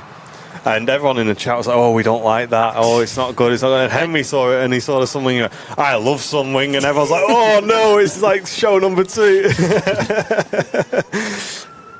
But it is another awesome plane arriving, Jet 2757. That EasyJet's pinging up now. And keep an eye on. Uniform Oscar on the EasyJet Reg to keep an eye out for. She's heading off to, let's have a look, Tel Aviv apparently. But yeah, this is Jet 2 757 LSHA. Hey, it's the aircraft I flew on. She's in from Ibiza today. 757-200 series. Was it last Sunday or was it Wednesday when we seen the Iceland Air 757-300? Wow, what an aircraft that is. Long, isn't it? Long girl. They're rare. Really rare, yeah. They're very rare. But we're so lucky at Manchester to have so many of these based here still. Tons of aircraft pinging up on the ground in the last few seconds. Just all popped up, including the Gulf Air that's already pushing back for Bahrain. And this is a 32-year-old 757, so not the oldest of the fleet. Phil Sellers saying there's a special livery Corendon 737 from Antalya on final. Oh, I've never seen a special Corendon before. Thanks for the heads up. Let's have a look. It's not one of those Ryanair specials, is it? Yeah, imagine. Oh, nice. Matt, when it vacates, or if you want, as it's on the approach in, we can just hit record and just record that livery and then just press record again once it's taxied past us. You will notice that your zoom will work slower when you've got record on those, so just bear that in mind. Paul Davies with a fact in the chat saying it was the longest narrow body in the world and there was only 54 ever built. Yeah. Right. 57 300s. But this is it next to land? Special scheme? Is it a special scheme? I wonder. I don't know. I mean, could you call it that, I guess? Because it would usually say Corendon down the side. Okay. Yep, this says, what does it say instead? Antalya Sport. It's like a football team, maybe. Ah, okay. Or some sort of team. Yeah. Maybe awesome. Maybe one for a dill at Henry when when you get back. Antalya Sport. Yeah, it is a logo of some type. Antalya Sport. Cool.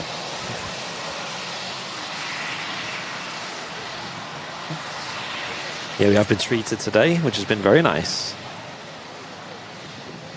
Yeah, he's just about to touch down. Flight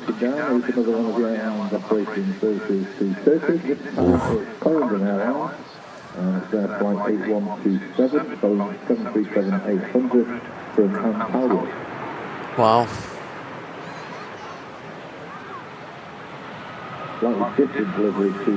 Not a lot of reverse thrust being used there, is there? No. The reverse is already retracted as well. Just going to make the rapid exit taxiway by the looks of it over there.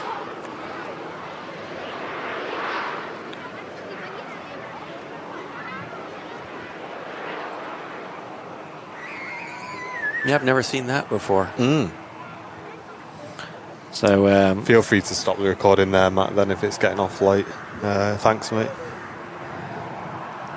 Keeping an eye on that EasyJet. I'm craning my neck to see the second we see it, because we may not see it for long. That'll be one to get a recording of, though, Matt, the EasyJet. We'll keep an eye out for that and let you know. But on just entering the approach now, we've got the Qatar Airways FIFA World Cup special. Again, really beautiful aircraft. It's 777-300ER from Doha. Lots of wide body movements today.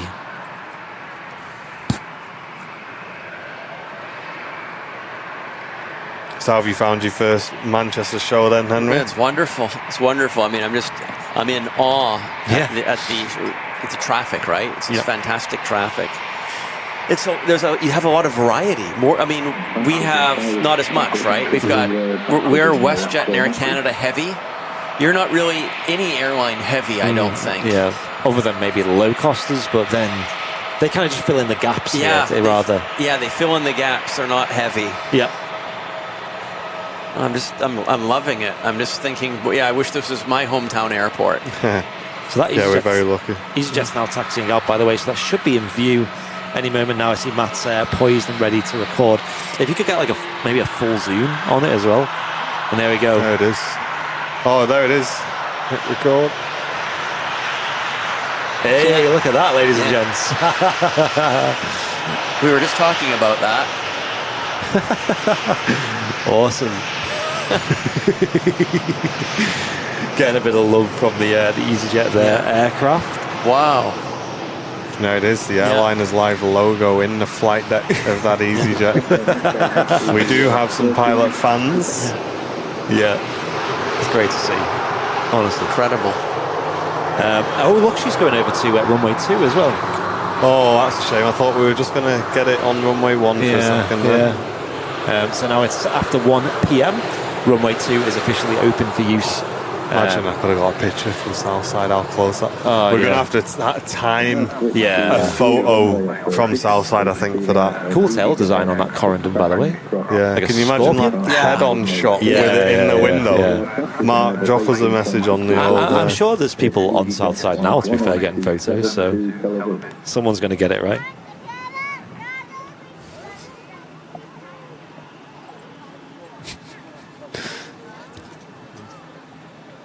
All the Airliners Live hearts in the chat. Yeah, we love to see that. Yeah, thanks everyone.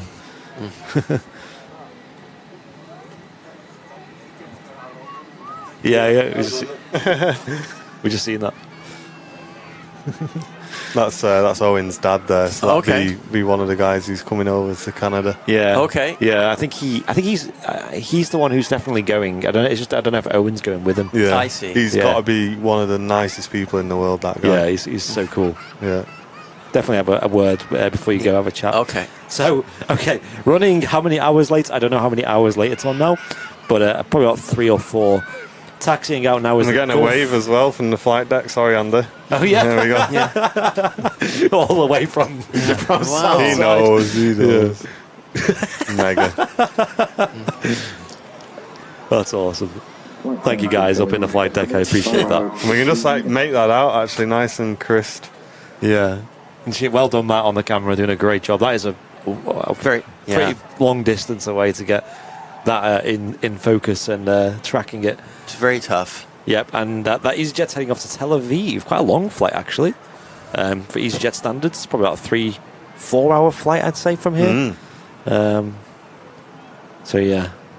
Yeah, well, that's a treat. That's a big honour of the channel as well to see that. It's like everyone's dream, that, isn't it? Yeah. Yeah, it's great to have some fans of the channel that are actually in the business, as they say. I wonder if they're watching the live stream now. I hope they're not. On the tablet to the side. So taxiing out, we got the Gulf Air 787-9 Dreamliner. We've seen this coming in rather late, like I said. It usually comes in about 7 a.m. and we've seen it on the live show. So the aircraft's running a little bit behind schedule. But again, we love the Gulf Air Dreamliner scheme. And if you are new, guys, don't forget to click that subscribe button. We're so close to 100,000, everyone. So give it a click. If you're watching on Twitch, just head over to Airliners Live on YouTube and just give it a subscribe for us, guys. Help us along. Just give it a bit of a nudge. And Kez saying, was that the Airliners Live logo in the window? Yes, it was. It was, yeah. Yes, it was. Big smile on our faces right now. Yeah, I hope they have a safe flight as well, of course. And Switch, you know what to do. I think Surly Dev's already done it. Oh, Surly Dev, did you decide on... Yeah, he did. He's going to go flying. There we go, yeah. Yeah, and there's a Gulf Air just taxiing out to the left. I love that scheme. Yeah, I love it. With a Formula One sticker at the back. Yeah. Is this a special scheme, or is that a new colours for them? I I think the 70 on there is obviously something that's temporary, but like the text and the tail, I think, is standard. That's new standard for them. Okay. Yeah, I've seen this particular scheme quite a lot. Okay. So awesome shot that, Matt, as it taxis across the field. Yeah, I really see the wings bouncing there, the composite wing design there on the Dreamliner. She's crossing over runway 1 now, which they've got an aircraft on approach, but there's enough space for them to cross. And we've got, I think, one of the first bizjets. It's a Hawker 850 XP taxiing out behind her as well. But we'll stick with this beautiful Gulf Air. Headed back to Bahrain. Quite a lot of Middle East operators here in Manchester these days. Obviously, we've got what we used to call the Middle East 3. It's not Virgin. Emirates, Etihad and Qatar. Right. But now we have Gulf and Kuwait joining them, as well as Saudi. So, yeah, we've got loads of Middle East operators at Manchester these days. All very busy, of course. And when did the Kuwait service start? Oh, I can't remember the date, but it was a few months ago. Okay. Yeah. And that was the first time they've ever flown to Manchester. And ever since, they've done really well. They sometimes operate the A330-200s. Yeah, okay. With a beautiful retro scheme on that as well. But most of the time, it's a 320neo. And this Ryanair Max just touching down on 23 right. He's in from Rome as it taxis past company traffic in from Lisbon. And as you can see, the two variants side by side as they cross each other. The 737-800 and the Max as well. There you go. Yep. And as we were speaking of Saudi, there is a Saudi Dreamliner now on short final as well. It's all going on today, isn't it? Yeah, it's getting busy right now. Mega busy. It's a nice way to end the show. We'll be wrapping up in about 15 minutes' time. There's a couple of aircraft coming in. We definitely want to catch the Qatar. That's currently on the final approach. It's the third to land, number 3. That's behind the Saudi Dreamliner and a 2E737 MAX 8. Yeah. Potentially wrap on the Qatar then. Yeah, I mean, we do have a Jet 2 330 due. That's like 20 minutes away. So might just end on the Qatar, I think. I think that's a good aircraft, nice special scheme as well. Exactly, yeah. Been a mega show. I mean, look how busy this is. It's unbelievable. I'm gobsmacked. They've just opened the second runway now, so that's the Gulf Air departing on the south side. Yeah. And over on the south side, you get an awesome view, like your north side. Right. There's mounds all the way along. Yeah, we'll definitely have to show you that, and maybe after the show today, I can drop you off at one of the south side locations and show you that. Wow. I mean, it's definitely advantageous to have a car as well when travelling around these. You need one for sure. Well, believe it or not, so one of the deals with Manchester Airport when they opened the south side runway was with the National Trust. They had to have a walkway that you could walk almost the whole length of the runway, obviously minus things like the fire stations and stuff. So you can pretty much walk. It's pretty much from the line-up point right down to about, let's say, a quarter way down. There's a little gap, and then there's even more mounds further down. So right the way across the second runway, you've got viewing places, and they're all over the fence. Great views. That is incredible. It's honestly, there's I don't know many places like it. Obviously, Vancouver, you got great spots as well. Yeah. The Saudi Dreamliner touching down now, coming in from Jeddah, of course, which is a 2,600 nautical mile flight. And you can see why they opened this second runway at this time. Looking at the ground here, guys, there's so many aircraft pinging up at the moment. It's like they just open the taps and it's all the planes are just flowing out and out.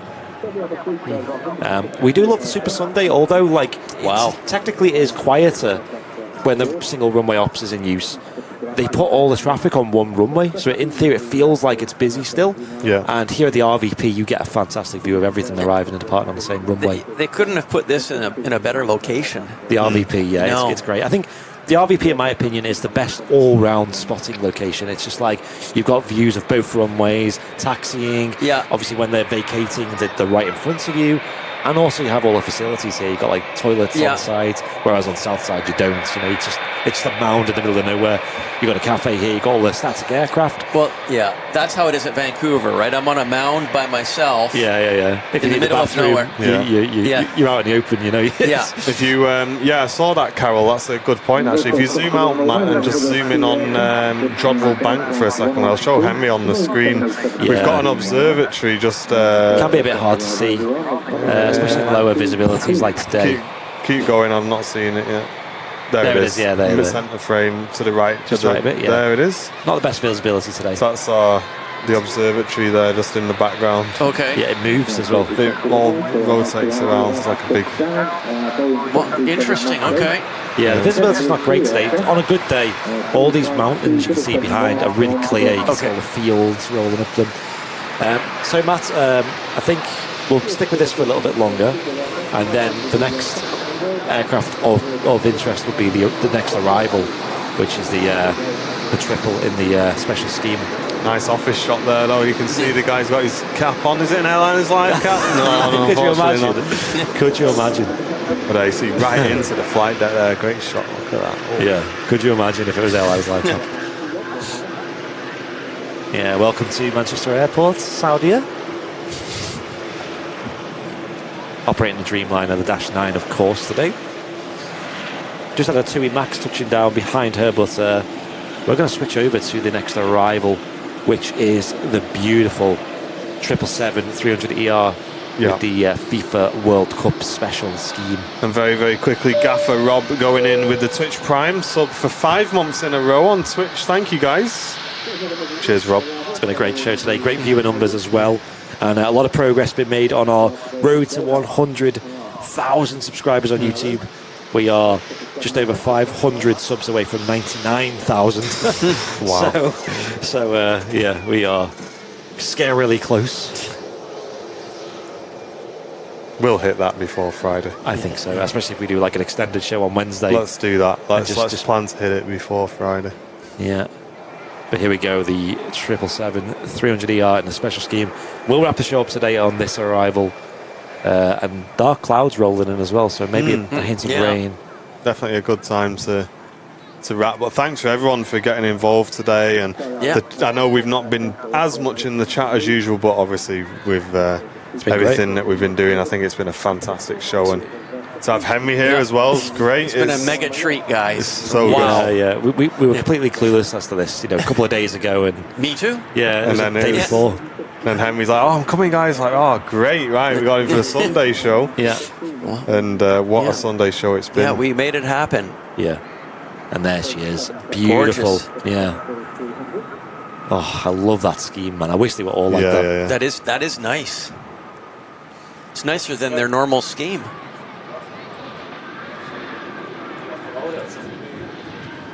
I really like that purple on the Qatar. Yeah, it really does suit it. It looks magnificent. Wow, that is so lovely. Yeah, I wish all Qatars were painted like that because, it's a very businessy livery with the all grey and the burgundy colours on there. But I think the split is very eye-catching and it looks very nice. Yeah. The big swoosh that goes right down to the front gear as well. Yeah, it really I wonder who their graphic designer is. Yeah, give them a raise. And great work on the camera today, Matt, honestly. Thank you, Matt. Yeah, really, really good. Honestly smashed the camera work today. I think you've done a great job. Thanks to everyone who's thrown in support today. Some amazing support. Twitch absolutely popping off with support. YouTube, loads of support coming in. Thank you, everyone, including a huge, massive donation from Rocket Wolf. Again, thank you so much. And thank you to everyone who even sent in £1, £2. It really does help the channel expand. And as you can see, we got Henry here today, the first ever Airliners Live expansion. And look what we can do, guys, when we all get cracking. It was fantastic to be here, guys. 20 out of 10, 30 out of 10. 30 out of 10. I know, and pinching myself. Like I said, we'll do a quick tour of the airport. I'm happy to show you around a few places before I need to shoot off. Okay, yeah, that sounds good. Because I think experiencing South Side is just, now that the second runway is open again, and they're on 2-3s, because last night I was going to show him Shadow Moss Road, which is the dual carriageway, but they were on 05s. Oh, were they? So, but we did see the A380 go out actually in the dark, didn't we? We seen that fly overhead. So not quite the climactic view you get there, but still super good. shot of their massive engines on the Qatar triple. Oh, honestly, they're huge. Mega. Other than when the the 777X is flying, they're the biggest jet engines in the sky. GE90s. And we've seen it all today, haven't we? Special schemes, wide bodies. It couldn't have been better. Yeah, Airliners Live logos. Yes. A very warm welcome to Manchester for you then, Henry. Thank you guys very, very, very much. It's an honor to be here. Yeah, it's great to have you here, mate. It's an honor to be here. Yeah. I'm glad it happened earlier rather than later. Yes. And don't forget, if you've enjoyed Henry's commentary, guys, he does a live show from Vancouver, Canada for us every Thursday. Yeah. Henry's our resident presenter for Vancouver. So if you've enjoyed the show and you've not watched our Vancouver shows before, they are live every 7 p.m. Thursdays on our YouTube channel. And they are 10 a.m. Pacific time. 11 Pacific time, thank you. 11 a.m. So make sure you tune in and get involved in that, guys. But loads to talk about this week on Airliners Live. Hopefully we've got a very, very busy week. But we're going to enjoy the rest of the weekend. One question though, Henry. Yes. Pineapple on pizza. Yay or nay? Yes, it's that. I like it. I mean, pineapple and ham. It's something that most Canadians like, I would say. Oh, right, okay. There you go. Yeah. Would you order it, or would you go for something else? I have ordered it. You have ordered it. Yeah, okay. I have ordered it. I rotate my pizza selections, but it's not something I don't order. Yeah. There you go. Just for those who had it, burning in their mind the whole. You've heard it first. Yeah. But Amy saying it's been a great show. Really enjoyed having Henry in Manchester. Bob saying thank you to everyone getting involved, bringing us an amazing show today. Safe journey home to Henry from Bob. Thank you, guys. I certainly shall, and I appreciate the warm wishes. Stick and rudder, outstanding show today. Great to see Henry with you all. It certainly was, and we're just going to get one last awesome view of that Qatar triple, ladies and gents. Wonderful. What a show today, eh? Just a great way to end the show. It really is. Guys, I hope you've enjoyed the show today. Here we are back in the studio. Yep. What a great day. Henry with us here in Manchester, Mr. Brownbill, and myself, Martin. We've been Airliners Live. Big shout out to Matty Boy Smith on the roof. Yeah, great job, Matt. Thank you, Appreciate Matt. it, Matt. Thank you. Yeah. Thank you, Matt. Great show today. Make sure you subscribe. If you were subscribed on YouTube, make sure you hit the bell icon as well to get notifications as to when we go live.